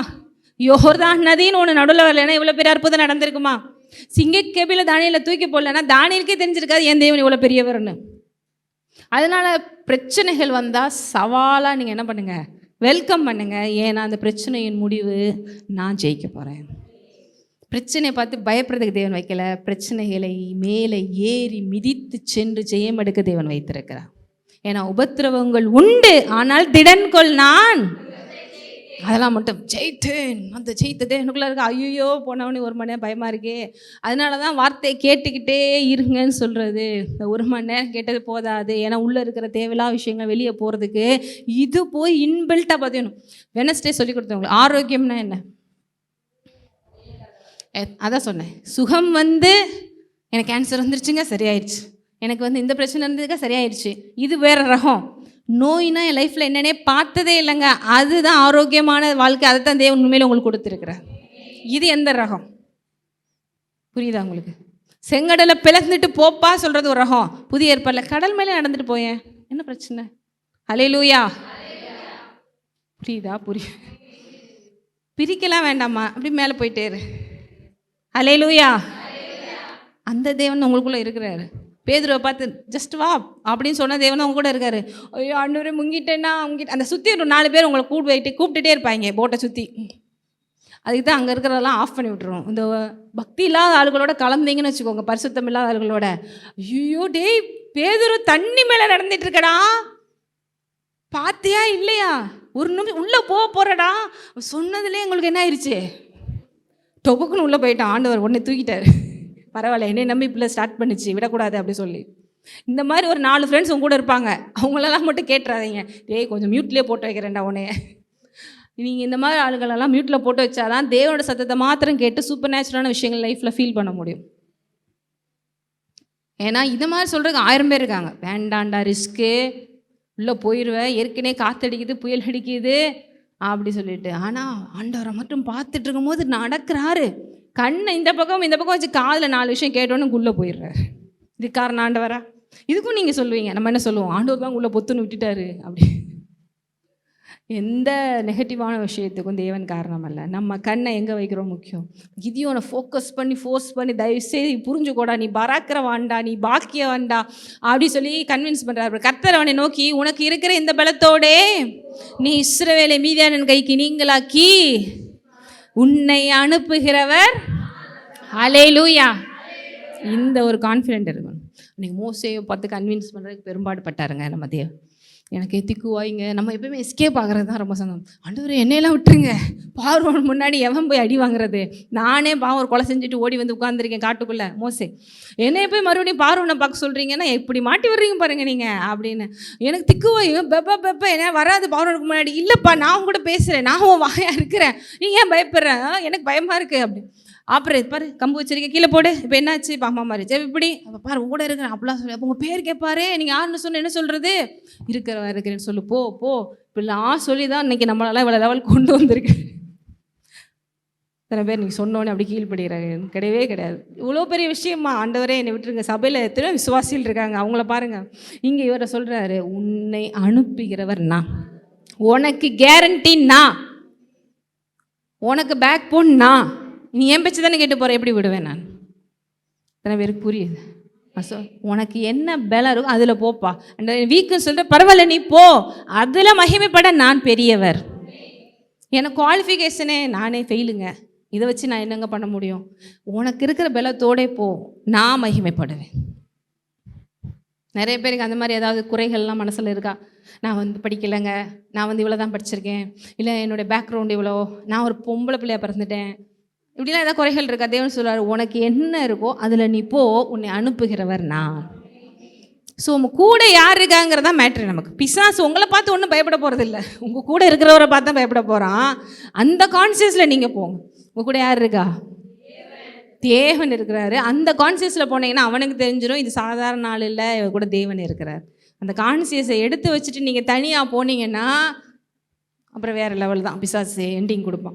ஸோ இப்படி அனுப்புகிறாரு. அப்போ பாருங்கள், அதற்கு அவன், என் ஆண்டவனே, நான் இஸ்ரவேல் எதுனாலே, இதோ மனசையில் என் குடும்பம் மிகவும் எளியது, என் தகப்பன் வீட்டாரிலும் நான் சிறியவன். யார்கிட்ட பேசிகிட்டு இருக்காங்க? இல்லாதவைகளை இருக்கிறவர் அழைக்கிறவர், மண்ணிலிருந்து உங்களை என்னை உருவாக்குனவர்.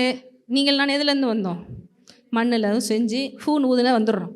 இவர்கிட்ட போய் எவ்வளோ வீக்கு தெரியுமா, எனக்கு ப்ரெஷர் இருக்கு ஆண்டவரே, இந்த வெயிலில் வேறு சுற்ற சொல்கிறீங்களே, எனக்கே தலை சுற்றுது ஆண்டவரே, எனக்கு கொஞ்சம் ஹீமோகுளோபின் வேறு கம்மியாக இருக்குது, இதெல்லாம் ரொம்ப ஃபாஸ்டிங், இதெல்லாம் ரொம்ப கஷ்டம் ஆண்டவரே, இப்படி சொல்லிட்டீங்களா? இப்படிலாம் வந்து ஆண்டவர்கிட்ட பேசிகிட்டு இருப்போம். அவர் வந்து ஜஸ்ட் அப்படி வேணாலும் உருவாக்கி கொடுக்குறவர்.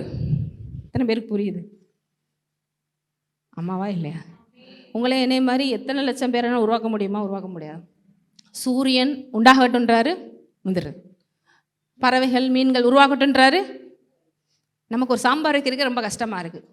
ஒரு 40 மினிட்ஸாவது உட்காந்து போட்டு எப்போ பார்த்தா இதவே செஞ்சுட்டு இருக்க வேண்டியது. அவர் அசால்ட்டாக இப்படி சொல்கிற டயத்தில் உருவாகிட்டு போயிறாரு. அப்படிப்பட்ட தேவன்ட்ட எனக்கு இது கஷ்டம், எனக்கு இதுன்னு, எப்போ நான் பார்த்துக்கிறேன், உனக்கு எது வேணுமோ நான் இப்படி கொடுத்துட்டு போயிட்டே இருப்பேன். ஆனால் நம்ம உட்காந்துட்டு அவர்கிட்ட உட்காந்து என்ன பண்ணுறோம்? கிதியோன் சொல்கிறாரு பாருங்க, எத்தனை பேர் நான் இந்த அளவுக்குலாம் இல்லைன்னு நினைக்கிறீங்க, மேபி இருந்தாலும் ஒன்றும் பிரச்சனை இல்லை, கவனிங்க. சொல்கிறாரு, எங்கள் ஃபேமிலி இருக்குது பார்த்தீங்களா ஆண்டவரே, எங்கள் சொந்தக்காரங்களே நாங்கள் ரொம்ப கஷ்டம் ஆண்டவரே. ஆண்டவர்கிட்ட சொல்லு, எங்கள் ஃபேமிலியிலே நாங்கள் ரொம்ப ஒஸ்ட்டு, எங்கள் சொந்தக்காரனே மதிக்க மாட்டான், நீங்கள் என்கிட்ட வந்து பேசிக்கிட்டு இருக்கீங்க. இதெல்லாம் உண்மைங்க. அதான் உண்மையிலே சொல்கிறாரு. அவர் குறித்து அவர் எவ்வளோ பெருமையான நல்ல விஷயங்களை பாசிட்டிவ் மைண்ட் செட் வச்சுருக்காரு பாருங்க கிதியோன். அது என்ன சொல்கிறாரு பாருங்க, என் ஆண்டவரே எதனாலே ரட்சிப்பேன், என் குடும்பம் மிகவும், என் தகப்பன் வீட்டாரில் நான் எல்லாரிலும், அப்படி தகப்பன் தாத்தா காலத்துலேருந்து எல்லாத்தையும் இழுக்கிறாரு. நாங்களாம் ரொம்ப அப்படி எங்களெல்லாம் வச்சு கஷ்டம், நீங்கள் வேற யாராவது வீட்டை கொஞ்சம் பாருங்களேன் அப்படின்னு. அதற்கு கர்த்தர், நான் உன்னோட கூட ஒரே மனுஷனை முறியடிப்பது போல நீ மீதியானரை முறியடிப்பாய் என்றார். ஹல்லேலூயா. ஒரே வார்த்தை தான், நான் உன் கூட இருக்கிறேன். நான் யார்? சர்வ வல்லவர். கர்த்தர் இப்போ கூட உங்கள் கூட தான் இருக்கிறாரு. இப்போ சொல்லலை, உள்ளே வந்துட்டார். இத்தனை பேர் ஆமாம் சொல்கிறீங்க. என்றைக்கு நீங்கள் ஆண்டவரே என் வாழ்க்கையில் வாங்க அப்படி சொல்லி உள்ளே வந்துட்டார்.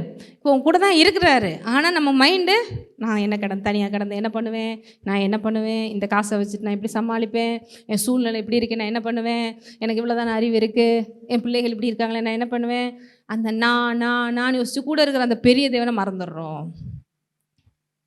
கர்த்தர் சொல்கிறார், நான் உங்க கூட இருக்கிறேன். அவர்கிட்டையாவது கிதியோன்ட்டையாவது இருப்பேன்னு சொன்னார். இப்போ உங்க கூட இருக்கிறார். ஆமாவா இல்லையா? இருப்பேன்னு சொல்கிறார். இப்போ ஹீ இஸ் வித் யூ. அவர் சொல்கிறாரு, ஒரு ஆள் அடிக்கிறதுக்கு உனக்கு அவ்வளோ கஷ்டம், அவ்வளோதான் எனக்கு ஸ்ட்ரென்த் இருக்குறீங்க, அப்படி மொத்த பேரையும் அடிக்க வச்சிருவேன்ப்பா நான், ஏன்னா உன் கூட வருகிறவர் நான். அதனால தான் சொல்கிறேன், தயவுசெய்து ஆண்டவரை பெருசாக பார்க்க உங்கள் வாழ்வில் பிரச்சனைகள் பெருசாக தெரியாது. சுற்றி இருக்கிற கோலியாத்து கூட பெருசாக தெரியாது. ஏன்னா தாவீது ஆண்டவரை பெருசாக பார்த்தான். கோலியாத்தை பெருசாக பார்க்க ஏன் முடியலை? நீங்களாக இருந்தாலும் நானாக இருந்தாலும் நமக்கு முன்னாடி ஒரு பெரிய சேலஞ்சிங்கான விஷயமா இருக்குது. ஏன் பயப்படாமல் அதெல்லாம் ஆண்டவர் பார்த்துக்குருவாருங்க அப்படின்னு எப்படி உங்களால் சொல்ல முடியும்னா, ஆண்டவரை ரொம்ப பெருசாக பார்க்குற மைண்ட் செட் இருந்துச்சுன்னா அவன் பெருசாக தெரியாது. நாளைக்கே இங்கே ஒரு குண்டு போட போகிறான் இந்தியா மேலே, ஐயோ இது வேறையா அப்படி சொல்லு அப்படின்னாலும் கர்த்தர் என் கூட இருக்கிறான், பயப்பட மாட்டேன். ஏன்னா அந்த குண்டை விட என் தேவன் பெரியவர், என்னை எப்படியாவது இந்த ராகாப்பில் ஒரு ஓரமாக வச்சு காப்பாற்றின மாதிரி என்னை காப்பாற்றுவார். அப்படி எத்தனை பேர் விசுவாசிக்கிறீங்கன்னா அந்த சுச்சுவேஷன் தெரியும். அப்போ என்னை போட்டு திட்டிகிட்டு இருக்கீங்களான்னு தெரியல. இந்த வேறு அந்த பாஸ்டர் விசுவாசன்னு போதிச்சு இப்போ பார்த்தியா குண்டை போட்டுட்டாய், இப்போ பார்த்தியா நம்ம நிலைமை எப்படி போச்சுன்னு, இப்படியே 4 பேர் இருக்காங்கப்பா சுற்றிக்கிட்டு அப்படின்னு நினைக்கலாம். ஆனால் நீங்கள் அப்போ கூட ராகாப் மாதிரி விசுவாசித்தீங்கன்னா அவ்வளோ எல்லாம் அழிக்கப்படமோ, அந்த வீடு மட்டும் ஒரு கேக் பீஸ் மாதிரி நிற்கிது பாருங்கள், அப்படி நிற்கும் உங்கள் வீடு, உங்கள் குடும்பம் காப்பாற்றப்படும். நோவாவை பாருங்கள், அழகாக குடும்பத்தோடு காப்பாற்றி போட்டில் ஏற்றிட்டு தப்பிச்சுட்டு போயிட்டே இருக்காரு. எத்தனை பேர் அப்படி ஆபத்து வந்தாலும் நான் காப்பாற்றப்படுவேன்னு சொல்கிறீங்க? நீங்கள் விசுவாசித்தா. நான் அப்போயும் நீங்கள் என்னை திட்டினாலும் சொன்னாலும் நான் சொல்லுவேன், டிபெண்ட் அப்பான் யுவர் ஃபெய்த். உங்கள் விசுவாசம் தான் நான் சொல்லிக் கொடுத்தேன், நான் வேறு ஒன்றுமே சொல்லிக் கொடுக்கலையே. உங்கள் விசுவாசத்தின்படியே உங்களுக்காக கிடந்து, மேபி நான் ஒரு கீழே கிடந்தா கூட நீங்களும் சொல்லிட்டு போனோம் உங்கள் விசுவாசம் தான் இப்படின்னு சொல்லிட்டு, நோ ப்ராப்ளம், அதில் எந்த ஒரு சந்தேகமும் இல்லை. என்னைய பார்த்து இப்படி சொல்லிட்டீங்களா, நான் சொல்லவே மாட்டேன். ஏன்னா என் விசுவாசத்தினால தான் நான் பிழைப்பேன், வேதம் கிளியராக சொல்லு. தன் விசுவாசத்தினாலே நீதிமான். நிறைய சபைகள் அது சொல்லிக் கொடுக்காதனால தான் தேவன் மேலேயும் தேவனுக்குரிய காரியங்கள் மேலேயும் நம்பிக்கை வைக்கணும்னு தெரியாமல் ஏதோ சண்டையான ஒரு மணி நேரம் போய் உட்காந்துட்டு வருவோம், அப்பா இந்த வாரம் சரியாயிரும் அப்படின்னு தயவுசெய்து பைபிள் எங்கேயுமே போடலை. போய் கேட்டு அந்த கேட்டவைகளை மனதில் வச்சு ப்ராக்டிஸ் பண்ணு, அது உன்னை வாழ வைக்கும். நிறைய இடங்களில் பாரம்பரியமாக ஏதோ போகிறதும் ஒரு 2 பாட்டுக்கு உட்காந்துட்டு ஆமேன்னு சொல்லிட்டாங்களாங்க சந்தோஷமாக இருக்குங்க அப்படின்னு வந்தீங்கன்னா கொஞ்சம் நேரத்தில் தான் அது எப்படிப்பட்ட நிலமாக இருக்கும், வழி எரிகை விதைக்கப்பட்ட நிலம் மாதிரி, இல்லைன்னா முட்செடி இந்த மாதிரி தான் இருக்கும். ஆனால் நல்ல நிலை என்ன பண்ணும், இந்த வார்த்தைகளை பிடித்து 30, 60, 100 பலன் கொடுக்கும். ஸோ இங்கே சொல்கிறாரு, ஒரே மனுஷனை முறியடிப்பது போல நீ மீதியானரை முறியடிப்பாய் என்றார். அப்போயும் நம்ம கிதியோன் பெருசாலாம் ஒத்துக்கிறலங்க. உடனே அடையாளம்லாம் கேட்குறாரு. உங்களுக்கே தெரியும், இங்கே ஒரு ஆட்டு தோலை போட்டு வச்சுக்கிட்டு இப்போ எல்லா இடத்துலையும் ட்ரையாக இருக்குல்ல, இனிமேலே நீங்கள் எனக்கு கன்ஃபார்ம் பண்ணுறீங்கன்னா இந்த இடத்துல மட்டும் பண்ணி போயிட்டு சரின்னு செய்ய வச்சுருவார். அதுக்கு முன்னாடி சாப்பாடெலாம் ரெடி பண்ணி கொண்டு வரேன், வெயிட் பண்ணுங்கன்னு பாரு, அதுவும் வெயிட் பண்ணுவார், அப்புறம் எல்லாம் சாப்பிடுவார். அதுக்கடுத்து இந்த டெஸ்ட், இப்போ உண்மையிலே எங்கே போட்டுமா, சரி போ, ஆண்டவர் பாருங்க சின்ன பிள்ளைக்கு சொல்லி கொடுக்குற மாதிரி, சரி அவன் பயத்தை போக்குறதுக்கு நான் என்னென்னலாம் பண்ணணும் பண்ணுறேன். அடுத்து சரி இப்போ இங்கே மட்டும் ட்ரையாக இருக்கணும், ஆட்டுத்தோல் மேலே சுற்றி எல்லாம் பண்ணிப்போம், செய்வீங்களா? செய்கிறேன். என்ன பண்ண உனக்கு நம்பிக்கை கொண்டு வரதுக்கு நான் என்னென்னாலும் செய்ய வேண்டியது இருக்கு. அப்போ ஏன் நம்புறியா? சரி இப்போ போய் எல்லா விக்கிரகங்களையும் அடித்து போடு அப்படி சொல்லி அப்புறம் விக்கிரகங்களாம் அடித்து போட்டு அதுக்கடுத்து தான் பாருங்கன்னா ஒரு பலன்லாம் வந்து யுத்தத்துக்கே கிளம்புறாங்க. இங்கே என்ன அப்படின்னா யுத்தத்துலேயும் தேவன் எப்பயுமே கொஞ்சத்திலேயே எடுத்து அதிகமாக மகிமைப்படுகிறது. தேவன் எப்படியுமே எப்படிப்பட்டவர்? கொஞ்சத்தை கொண்டு அதிகமாக மகிமைப்படுகிற தேவன். 32,000 பேரை கூட்ட சொல்கிறார். 7ஆம் அதிகாரம்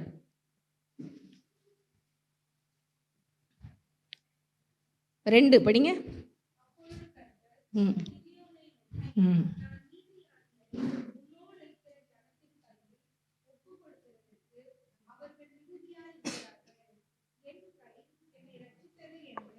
இஸ்ரவேல் எனக்கு விரோதமாக வீம்பு பேசுகிறதற்கு இடமாகும்.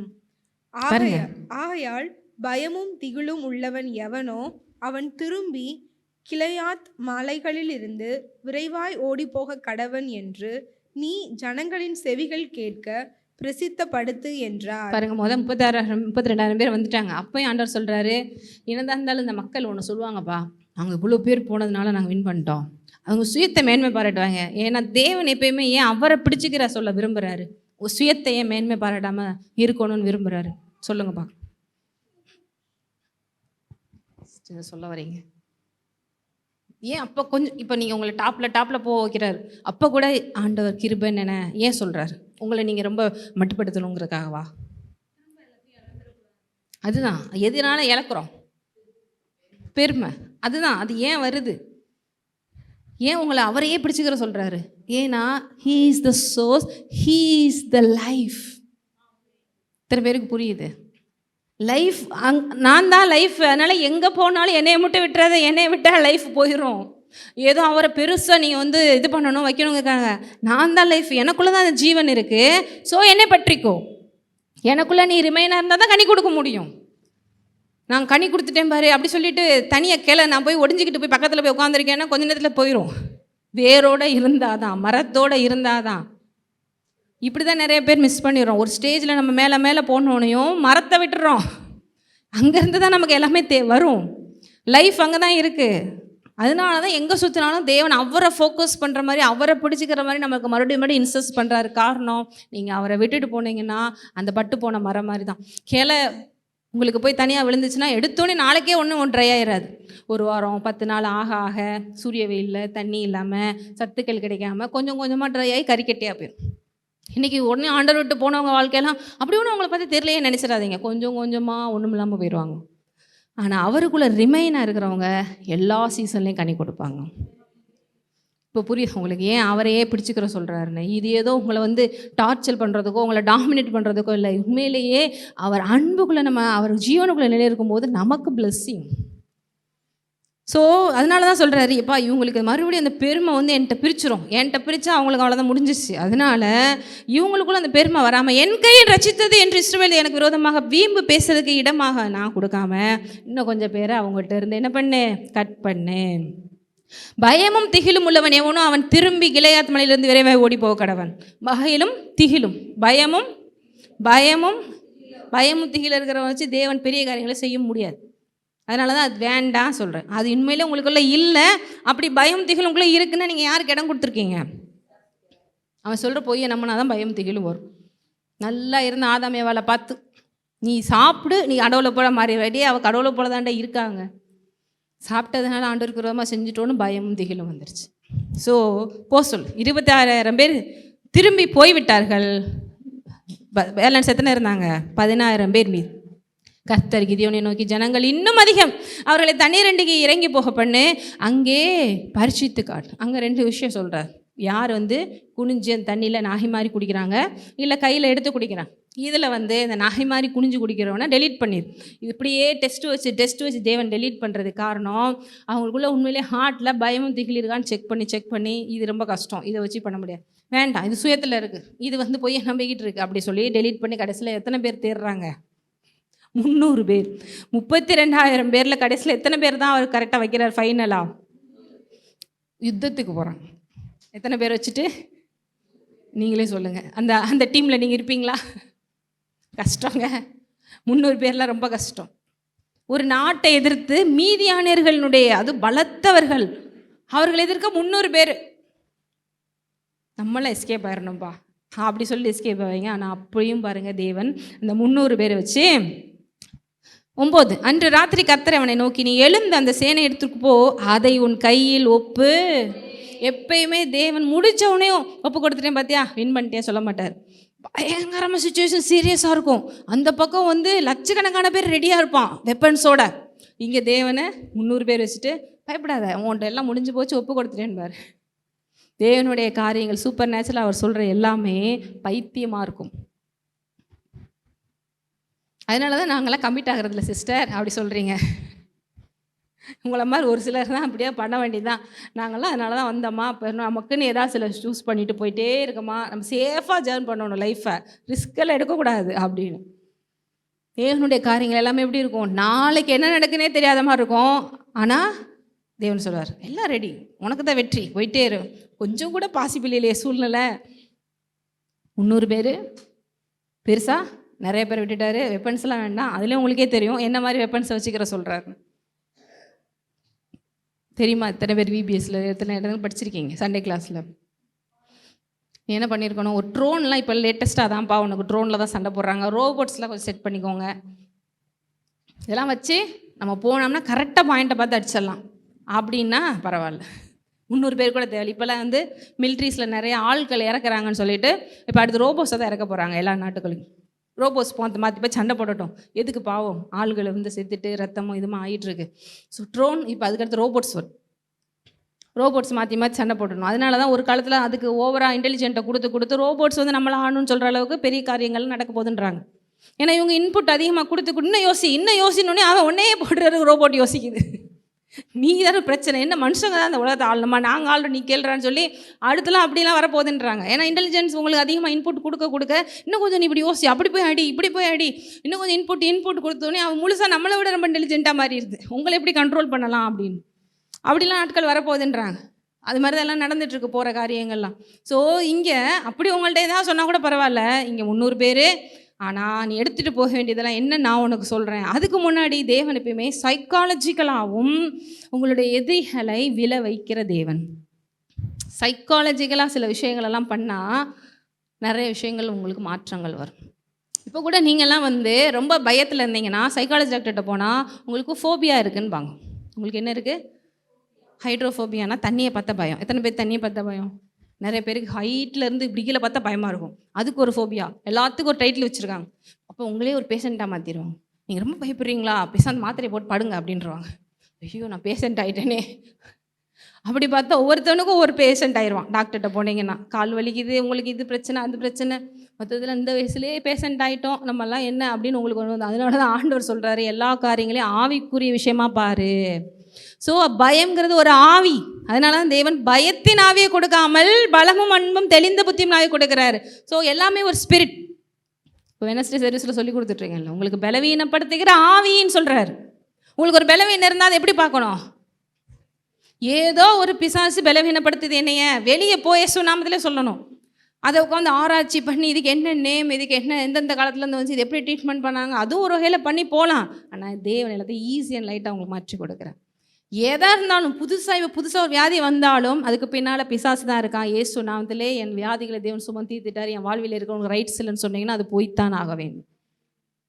இல்லை காசெல்லாம் இருக்குன்னா நிறைய போய் செலவு பண்ணுங்கள், வேண்டான்னு சொல்லலை. இல்லை விசுவாசித்து இப்படி எடுத்துக்கிறதா இருந்தாலும் எடுத்துக்கிறது வேண்டிய உங்களுடைய பொறுப்பு. அப்போ இங்கே எனிமீஸ் டீம்ஸ்க்கு ஒரு ட்ரீம் கொடுக்குறேன். எத்தனை பேருக்கு பயங்கரமான ட்ரீம் வந்து அடுத்த நாள் காலையில் கூட அப்படியே உட்காந்துருக்கீங்க? இல்லை நல்ல ட்ரீம் வந்து ஒரு சந்தோஷமாக, எனக்கு ட்ரீமில் நான் அப்படியே ஊரெல்லாம் சுற்றினேன், ஜாலியாக இருந்துச்சு சொல்வீங்களா? யாருக்குமே ட்ரீமே வராதா? படுத்தேன்னா காலையில் எந்திரிக்கிற வரைக்கும் சிஸ்டர் எனக்கு எதுவுமே தெரியாது, அதுவும் நல்ல தூக்கம் தான். மேபி எத்தனை பேர் சொல்கிறீங்க பழைய ஏற்பாட்டில் தேவன் ட்ரீம் சொல்லி நிறைய பேரோட பேசினார், புதிய ஏற்பாட்டிலையும் பேசினார் சொப்பனங்கள் வழியா. எனக்கு ஒரே பாம்பும் பலியுமா தான் வருது, ஆண்டவரெலாம் வரமாட்டேங்கிறாரு. அது ட்ரீம்ஸ்க்கும் உங்களோட மைண்ட் செட்டுக்கும் நிறைய தொடர்புகள் இருக்குது. ஸோ ஒரு பேனிக்கான ஒரு பயங்கரமான ட்ரீம். காலைல எந்திரிச்சு பார்த்தீங்கன்னா, அப்பா நல்ல வேளை கனவா உண்மையை நினச்சிட்டேன் அப்படின்னு எத்தனை கண்டிப்பாக நீங்கள் மனுஷனாக இருந்தால் அது மாதிரி ட்ரீம்ஸ் வந்திருக்கணும். இங்கே உங்களுக்கு ஒரு ட்ரீமை கொடுக்குறார் தேவன். என்ன ட்ரீம் பாருங்க. 13 கிதியோன் வந்தபோது ஒருவன் மற்றவனுக்கு ஒரு சொப்பனத்தை சொன்னான். அதாவது இதோ ஒரு சொப்பனத்தை கண்டேன், சுட்டிருந்த ஒரு வார்கோதுமை அப்பம் மீதியானரின் பாளையத்திற்கு உருண்டு வந்தது. அது கூடாரம் மட்டும் வந்தபோது அதை விழ தள்ளி கவிழ்த்து போட்டது. கூடாரம் விழுந்து அப்பொழுது மற்றவன், இது யோவாசின் குமாரன் கிதியோன் என்னும் இஸ்ரவேலின் பட்டயமே. அவங்களோட ட்ரீம் வருது. பெரிய சைஸ் ஒரு அப்பம் வந்து ஒரு வீல் மாதிரி வந்து அவங்க கூடாரத்தெல்லாம் அழிச்சு ஒன்றும்லாம் பண்ணிடுதான். இவங்களுக்குள்ளே பேசிக்கிறாங்க, இது எனக்கு தெரிஞ்சிருச்சு, இந்த கிதியோன் தான் ஏதோ நமக்கு பிளான் போட்டிருக்கான், இவனே பாவம் பயந்துக்கிட்டு இருக்கான், ஆண்டவரே நான் என்ன பண்ணுவேன். ஆனால் ஆண்டவர் உங்களை எப்படி வேலை செய்கிறாரு பாருங்க. எதிரிகள் உங்களை பார்த்து பயப்பட வச்சிட்டு இருக்க, அந்த கிதியோன் தாங்க ஏதோ பண்ணுறான், உங்களுக்கு தெரியுமா? அவங்களுக்குள்ள பாளையம் இறங்கிக்கிட்டு இதை பேசிக்கிட்டு இருக்கான். என்னைக்கு அவங்களுக்குள்ள பயம் வந்துருச்சுனோ, எதிரி டீமாக இருந்தாலும் அங்கே வீக்னஸ் வந்துருச்சுன்னு அர்த்தம். எங்கே பயம் இருக்கோ அங்கே வீக்னஸ் இருக்குது. அப்போ அவங்களுக்குள்ள என் பிள்ளைகளை பயமுறுத்துற, உனக்குள்ளே நான் பயத்தினாவே அனுப்புகிறேன் பார் அப்படி சொல்லி அவங்களுக்குள்ள ஒரு பயம் வந்தார். ஆமாம் நானும் இப்படி பார்த்தேன், எனக்கு தெரிஞ்சு இந்த கிதியோன் தான் ஏதோ பெரிய பிளான் பண்ணியிருக்கான்னு நினைக்கிறேன் அப்படி சொல்லி பேசிக்கிறாங்க பாருங்கள். இது யோவாசின் குமாரனை கிதியோன் என்னும் இஸ்ரவேலின் பட்டயமே அல்லாமல் வேறு அல்ல அடித்து பேசிக்கிறாங்க. எனக்கு தெரிஞ்சு அதாக தாங்க இருக்கணும் அப்படின்னு. தேவன் மீதியானியரையும் அந்த சேனை அனைத்தையும் அவன் கையில் பாருங்க. எதிரிகளுக்குள்ள என்ன பேசிக்கிறாங்க சொல்லுங்கள்? நம்மளை அவங்க கையில் ஒப்பு கொடுத்துட்டாருங்க அவங்க தேவன். அவங்க கன்ஃபஸ் பண்ணுறாங்க. இத்தனை பேருக்கு புரியுது. ஒன்றுமே நடக்கிறதுக்கு முன்னாடி அவங்க வாயை அவங்க கன்ஃபஸ் பண்ணுறாங்க. நம்மளாம் நம்ம செத்தோம், அவங்க நம்ம ஒப்பு கொடுத்துட்டாரு, முடிய போதும், அவங்க தேவன் பெரியவரான், ஏதோ பெருசாக பிளான் பண்ணிட்டாங்க நமக்கு. எப்படிலாம் பாருங்கள் ஆண்டவர் யோசிக்க வைக்க வல்லவராக இருக்கிறார். நீங்களாம் நினைக்கிறீங்க இவங்களெல்லாம் மாற்றுறது ரொம்ப கஷ்டம். தேவனால் கூடாத காரியம் ஒன்றுமே. இவரெல்லாம் இந்த ஜென்மத்தில் மாற மாட்டாருங்க அப்படின்னு நிறைய பேர் நீங்கள் வச்சுருக்கீங்க. ஆனால் தேவன் நினச்சா இப்படி மாற்ற முடியும். சிஎம்மாக இருந்தாலும் பிஎம்மாக இருந்தாலும் உங்கள் வீட்டில் இருக்கிறவங்களா இருந்தாலும் யாருனாலும் மாற்ற, சவுலை பவுலாக மாற்றின தேவன்.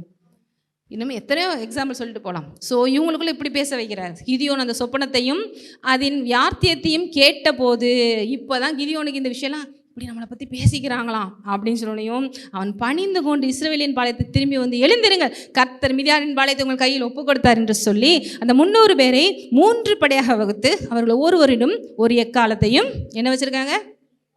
வெறும் என்ன பானை? வெறும் பானை. பானையிலலாம் ஒன்று உள்ளுக்குள்ளே நைஸ் வெப்பன்ஸ் வச்சுருப்பாங்களா? வெறும் பானை.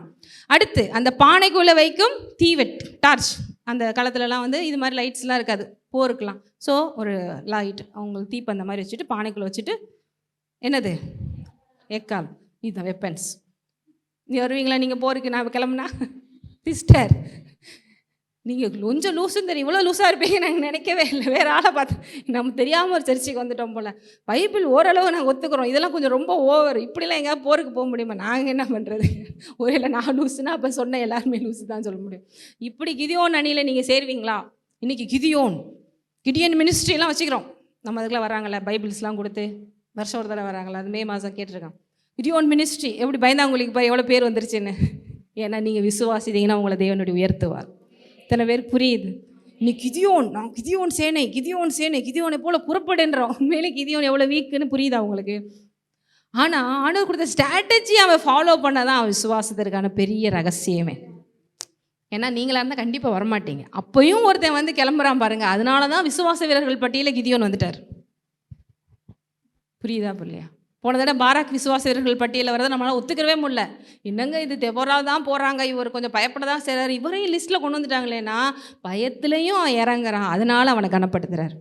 இன்றைக்கும் உங்களுக்கு பயம் இருக்கலாம், தயக்கம் இருக்கலாம், என்னால் முடியாதுன்னு இருக்கலாம், பாசிபிளே இல்லைன்னு இருக்கலாம். அதனால் ஆண்டவர் சொல்லிட்டாருங்க, சரி நான் இறங்குறேன்றீங்களா? அதுதான் விசுவாசம். நம்பப்படுகளுக்கு ஏதுவில்லாதிருந்தும் நம்பிக்கையோடு விசுவாசித்தார் ஆபிரகாம். வயசு மோசம், 90 வயசு 99. பேர் என்ன?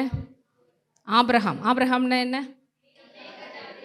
ஒரு குழந்தை இல்லை, யார் தெரியுமா? அநேக நேஷன்ஸ், ஜாதினா நம்ம ஊரில் சொல்கிற ஜாதி இல்லை, எல்லா நேஷன்ஸுக்கும் நானும் தகப்பன், என் மூலம் பெரிய பெரிய நேஷன்ஸ் தெரியுமா இப்படி நீங்கள் சொன்னீங்களா? என்ன சொல்லுவாங்க? பாவம் ரொம்ப நாள் காத்திருந்து தாத்தாக்கு லூசு பிடிச்சிருச்சு. அது அநேக ஜாதியின் தகப்பன் சொல்லிக்கிறது. சாரால் பாட்டியும் அநேக ஜாதியின் தாயின்னு சொல்லிக்கிறது. ரொம்ப ப்ரேயர் பண்ணி இதாகிடுச்சுப்பா. நம்மளால நிறைய பேர் சொல்லியிருக்காங்க, இப்படியே உட்காந்துட்டு லூசு மாதிரி பண்ணிட்டு இருக்கீங்க. அதான் சொல்லுங்க, இந்த உலகத்துக்கு நம்ம பைத்தியமாக தெரிஞ்சா நீங்கள் கரெக்டாக விசுவாசத்தில் போயிட்டு இருக்கீங்கன்னு அர்த்தம். உலகம் அவங்கள கரெக்டாக பண்ணிட்டு இருக்கீங்களேங்கன்னா, ஐயோ எங்கேயோ உலக பட்டனில் போகிறோம் போலயே, அவன் கரெக்டாக இருக்குன்னு சொல்கிறானே அப்படின்னு மட்டும் மாற்றிடுங்க. ஏன்னா ஒரு தீவெட்டி, ஒரு எம்டி பானை, ஒரு ட்ரம்பட், இதோட நீ போருக்க. எத்தனை பேர் கை தூக்குறீங்க? நான் கிதியோன் இல்லை சேர்ந்துக்கிறேன்.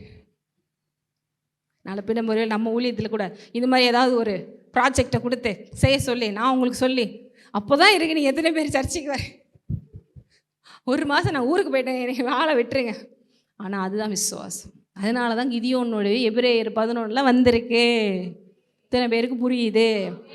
அப்போ இங்கே பாருங்க, அவர்களை நோக்கி நான் செய்வதை பார்த்து அப்படியே நீங்களும் செய்யுங்கள். இதோ நான் பாளையத்தின் முன்னில் வந்திருக்கும் போது நான் எப்படி செய்கிறேனோ அப்படியே நீங்களும். கீழே இருக்கிற 300 பேருக்கு ஆர்டர். நான் என்ன செய்கிறேனோ என்ன செய்ய போகிறான்னு தெரியலையே, தலைவர் என்ன செய்ய சொல்கிறாரு பார்ப்போம் அப்படின்னு பார்த்துட்டு ரெடியாக இருக்கிறாங்க. நானும் என்னோட இருக்கும் சகலமான பேரும் எக்காலம் ஊதும்போது நீங்களும் பாளையத்தை சுற்றி எங்கும் எக்காலங்களை ஊதி கர்த்தருடைய பட்டயம் கிதியோன் பட்டயம் என்று ஆர்ப்பரிங்க. நடு சாமத்தின் துவக்கத்தில், எந்த டைமு நான் நிறையா சொல்லியிருக்கேன், சைக்காலஜிக்கலாகவும் தேவன் ஈஸியாக போடும். அந்த மிட் நைட்டில் அந்த காலையில் எந்திரிச்சோன்னே ப்ரேயர் பண்ணுங்கலாம் சொல்கிற காரணம் என்னென்னா, உங்களுடைய அந்த மூளை வந்து ஃபுல்லாக ஆஃபில் இருக்கும், ஸ்பிரிட் ஆக்டிவாக இருக்கணும். அதே ஆண்டவருக்குள்ளே இல்லாதவங்களுக்கு அந்த இடத்துல நீங்கள் ஈஸியாக அவங்கள மேனிப்புலேட்டும் பண்ணலாம். அதனால தான் நடு ஜாமத்தில் 12 மணிக்கு உங்களுக்கு எதனா பூஜை பண்ணுறாங்களா சொல்கிறாங்கல்ல, அமாவாசையில் ஜெபம் பண்ண, பௌர்ணமி. ஏன்னா அந்த நேரத்தில் நீ ஜெபம் பண்ண பிசாசுலாம் பயந்து ஓடிடும். நீ எந்த நேரத்தில் ஜெபம் பண்ண விசுவாசம்லாம் பண்ணால் ஒரு பிசாசு ஓட போகிறது இல்லை. நீ 12 மணிக்கு பண்ணாலும் சரி, 2 மணிக்கு பண்ண, இது நம்ம ஆளு தான்ப்பா, இப்போ பாரு ஜெபம் பண்ணிட்டு வந்து பயப்படும் பாரு அப்படி சொல்லி அவங்க ரெடியாக இருக்கிறான். அவன் போ அல்லேலூயா ஆமென் அப்படி. அப்போ பாரு கொஞ்ச நேரத்தில் பயந்துருச்சா, ஒன்றும் பண்ண முடியாது, வரட்டும் நம்ம சொல்கிறத கரெக்டாக கேட்கும் பாரு அப்படின்னு வச்சுருக்காங்க நிறைய பேரெல்லாம். அப்படிலாம் பண்ணுறாங்க. ஏன்னா அந்த நேரத்தில் மந்திரவாதிகள் வந்து என்ன பண்ணுவாங்களாம், உங்களை ஹிப்னாட்டிசம் பண்ண, உங்களை வந்து என்னென்ன சொல்கிறாங்க, மாய மந்திரம்லாம் பண்ணுவாங்களாம். அதனால அந்த மாதிரி ஆளுகளுக்கு அந்த டைம் வச்சுருக்காங்க.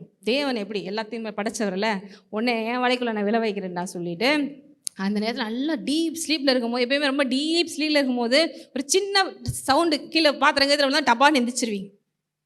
எந்திரிக்க மாட்டேங்க. காதில் வந்து பீன் ஊதுனா கூட நாளை எந்திரிக்க மாட்டேன். அப்படி தூங்குறீங்களா? கண்டிப்பாக பெரிய அளவுக்கு. இப்போல்லாம் வந்து என்ன சவுண்டு கேட்டாலும் உடனே இங்கே பாம்பு போட்ட போகிறாங்க போல அப்படின்னு தான் எல்லாருக்கும் தோணுது. தீபாவளி பட்டாசு கூட கொஞ்சம் பெரியமாக போட்டால், ஏன்னா அமெரிக்காக்காரங்க நம்ம மேலே கோபம் அதிகமாக இருக்காங்க. என்ன நீ ஒழுங்காக ஒன்று ஏன் பக்கம்னு சொல்லு, அது ஈரான் பக்கமும் சொல்லு, இப்படியே 2 பிள்ளைங்க நல்ல பிள்ளை மாதிரி இருந்துகிட்டே இருக்காதப்பா அப்படின்னு வேற ட்ரம்ப் கோபமாக இருக்காரு. கொஞ்சம் இந்தியாவை தாக்குனா என்னென்ன யோசிச்சுட்டு இருக்காங்கண்ணா. ஸோ நம்மள மாதிரி சென்னையில் இருக்கிறவங்களாம் என்ன பண்ணுவோம், போட்டான் போல் எங்கேயும் ஒரு குண்டு அப்படின்னு நினைக்க சான்ஸ் இருக்குது. ஏன்னா அந்த பேனிக்லேயே இருக்கிறாங்க. இங்கே ஏற்கனவே மிதியானர்கள் யாருக்கு பயந்துட்டு இருக்காங்க, கிதியோனுக்கு பயந்துட்டு இருக்காங்க. நைட்டில் வேற கனவு வந்துருச்சு, என்னன்னாலும் நடக்கலாம், பயத்திலே தான் தூங்க போயிருக்கான்.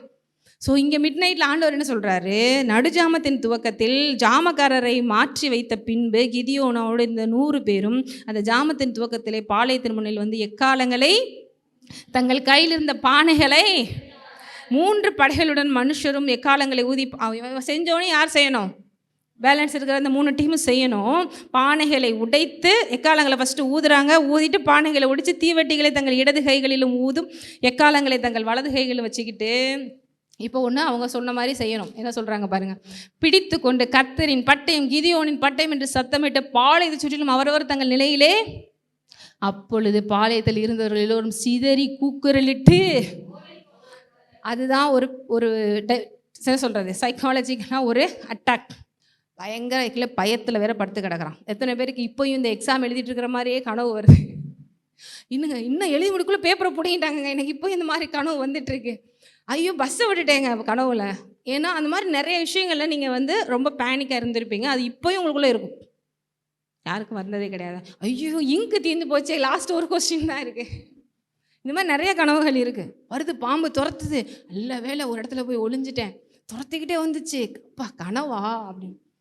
திடீர்னு யாரோ ரொம்ப பிடிச்சவங்க செத்து போன மாதிரி பார்ப்பீங்க, நல்ல வேலை கனவா, அந்த பக்கத்தில் படுத்துருக்கா, அப்பா ஆண்டவர் அப்படின்னு. இந்த மாதிரி ஏற்கனவே அவன் கிதியோன்கள் இவங்களை அட்டாக் பண்ணுற மாதிரி ஒரு பயத்திலே படுத்து கிடக்கிறான். யார்? இந்த மொத்த பாளையமும். இந்த நேரத்தில் மிட் நைட்டில் டொம்முன்னு ஒரு சத்தம். பீப்பி ஊதி சுற்றி வேற அப்படியே தீவண்டிகள் நிற்கிறாங்க. அப்படியே அரை மயக்கத்தில் தூக்கி எந்திரிச்சு பார்க்குறாங்க. பார்த்துட்டு ஐயோயோ என்னமோ பெரிய பிளான் பண்ணிட்டாங்கன்னு சொல்லி அவங்களுக்குள்ள ஒரு பேனிக்காக சைக்காலஜிக்கலாக ஒரு எஃபெக்ட் வந்து பயத்தின் ஆவி, கலக்கத்தின் ஆவி, எல்லா ஆவியும் சேர்ந்து அவங்கள ஒரு அவலை பண்ணி என்ன நடக்குது பாருங்கள். 300 பேரும் எக்காலங்களை ஊதிகள் கர்த்தர் பாளையமெங்கும் ஒருவர் பட்டயத்தை ஒருவருக்கு விரோதமாய் ஓங்க பண்ணியார். சேனையானது சேராத்தில் உள்ள தெஸ்மா மட்டும் தாபாருக்குமான ஆபேல் மட்டும் ஓடி போனாங்க. இதில் என்னென்னா இவங்க யாரும் ஒன்றும் பண்ணலை. அந்த எந்திரிச்சவனே அந்த பயத்தில் நீ தான் ஏதோ பண்ணுற, நீ தான் ஏதோ பண்ணுறன்னு எதிரிட்டையுமே ஒன்றுக்கு ஒன்று அடி செத்து போயிட்டான். ஹல்லேலூயா. நீ ஒன்றும் கவலைப்பட, கத்தியெல்லாம் தூக்க நீ கஷ்டமே படாத. நீ நான் சொல்கிறத மாத்திரம் செய்யி. அவனே கொண்டு வந்த ஆயுதங்கள்லாம் அவனே ஒன்றுக்கு ஒன்று அடித்து மொத்த பேரும் காலி. இது எப்படி போர்? எத்தனை பேர் இந்த ஸ்ட்ராட்டஜி பிடிச்சிருக்கு? ஆனால் என்னைக்காவது நீங்கள் நம்பிக்கையும் டீமில் இப்படி யோசிச்சு வந்திருப்பீங்களா? கண்டிப்பாக நம்மளை தான் கொல்ல போகிறோன்னு நினச்சிருப்பீங்க. இங்கே பாருங்கள், அவங்களுக்கு அவங்களே அடிச்சுக்கிட்டு 25 மீதியானின் 2 அதிபதிகளையும் ஓரேபையும் சேபாரையும் பிடித்து ஓரேப் எனப்பட்ட கண்மலையிலும் சேபாவை சேப் எனப்பட்ட ஆலையிலும் கொன்று போட்டு மீதியானரை துரத்தி ஓரேப் சேப் என்பவர்களின் தலைகளை யோர்தானுக்கு இக்கரையில் இருந்த கிதியோன் இடத்துல கொண்டு வந்தார்கள்.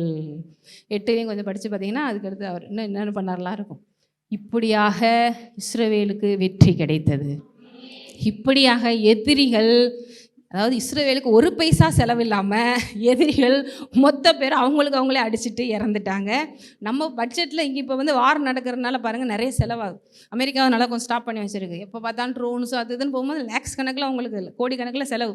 இங்கே ஆண்டவர் ஐடியாலாம் கேட்டிங்கன்னா உங்களுக்கு செலவே இல்லாமல் ஈஸியாக வின் பண்ணிட்டு வந்துடலாம். ஒன்றும் இல்லை, ஒரு சட்டி எடுத்துக்கோ, ஒரு பிபி எடுத்துக்கோ, ஒரு டார்ச் எடுத்துக்கோ, நான் சொல்கிற மாதிரி செய். உனக்கு ஒரு பட்ஜெட்டும் தேவை. நீ நம்ம அமெரிக்கா இந்த மாதிரி ஆளுங்கள்லாம் கொஞ்சம் இந்த மாதிரி ஆண்டவர் பேச்சை கேட்டிங்கன்னா அவர் நல்லா சொல்லிக் கொடுப்பார். உங்களுக்கு நல்ல தேவனோட ராஜ்யம் இந்த உலகத்தில் கொண்டு வரலாம். இப்படி மாற்றி மாற்றி சண்டை போட்டுக்கிறீங்க. நம்ம தான் இந்த மாதிரி சொல்லணும். கொஞ்சம் கிதியோன் ஸ்டோரியெல்லாம் படித்து பாருங்கள். சும்மா கிறிஸ்தவ நாடு சொன்னால் போதாது, ஆண்டவர் வார்த்தை கேட்டு நடந்தால் தானே வெற்றி வரும். நிறைய பேர் அவங்க சுயத்தில் தான், அதனால தான் உட்காந்துட்டு இன்னமும் முடிக்க முடியாமல் கஷ்டப்படுறாங்க. ஆனால் இவர் தான் பெரிய தேவன் காமிக்கிறதுக்கு தான் தேவன் இஸ்ரேலில் வச்சுருக்கிறாரு. லாஸ்ட் டேஸில் அது நடக்க போகுது, அவரே வரப்போகிறாரு. ஆனால் சுயத்தில் இன்னும் போராடிட்டு இருக்காங்க. ஆனால் லாஸ்ட்டை மாறுவாங்கன்னு வேதம் சொல்லுது. இஸ்ரேலுக்கும் சுவிசேஷம் கொடுக்கப்படும், அவங்களும் ஆண்டவர் லாஸ்ட் டேஸில் அக்செப்ட் பண்ண போகிறாங்க. பெரிய மாற்றங்கள் வரப்போகுதுன்னு, சீக்கிரமாக தேவனும் வரப்போகிறார். ஸோ நான் என்ன சொல்கிறேன்னா, நம்ம இந்த போருக்கெல்லாம் போக வேண்டாம். உங்கள் வாழ்க்கையிலே 1008 போர் நடந்துட்டு, குடும்பத்தில் போர், படிப்பில் போர், ஃப்யூச்சரில் போர், பிள்ளைக மத்தியில் போருன்னு. இந்த போரை இப்படி நீங்கள் ஆண்டவர் பேச்சை கேட்டு நீங்கள் டீல் பண்ணிங்கன்னா வெற்றி உங்களுக்கு. இத்தனை பேர் அப்படி ஜெயிக்க போகிறீங்க. நோயாக இருந்தாலும் சரி, பேயாக இருந்தாலும் சரி, கடனாக இருந்தாலும் சரி, எதாக இருந்தாலும் சரி, இதெல்லாம் ஒரு பெரிய போர் மாதிரி எங்கள் வீட்டில் நடந்துட்டுருக்குங்கன்னா இப்படி தேவனோட பேச்சை கேட்டு போங்க, ஜெயம் உங்களுக்கு மாத்திரம். விசுவாசத்தினால போங்க. இது எதுவுமே விசுவாசம் இல்லாமல் நடக்காது. விசுவாசிக்கிறவன் பதறான், விசுவாசிக்கிறவன் பெரிய வெற்றியை அடைவான். இத்தனை பேர் கிதியோனை போல் நான் ஜெயிக்க போகிறேன்னு சொல்கிறேன். மேபி கிதியோனை போல் நீங்கள் புலம்பலாம், நான்லாம் ரொம்ப கஷ்டங்க, நான்லாம் எங்கள் வீட்டில் ரொம்ப பாவம், ரொம்ப ஒஸ்ட்டு, எனக்கெல்லாம் போய் கூப்பிடாதீங்க அப்படி ஆகும். மேபி தேவனே நீங்கள் ரொம்ப அந்த தேவனை இப்போ எங்கே போனாலும் தெரிலங்கிற மாதிரி சஞ்சலப்பட்டுட்டு இருக்கலாம். ஆனால் எல்லாத்தையும் தாண்டி கிதியோனுக்கு தேவன் நான் தான் உங்களோட இருக்கிறேன்னு சொல்லி புரிய வச்சு அவரை மூவ் பண்ணி வெற்றியும் கொடுத்தார்.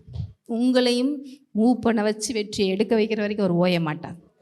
ஏனென்றால் உங்களை அழைத்தவர் உண்மை உள்ளவர். நம்ம எல்லோரும் எழுந்து நிற்போம்.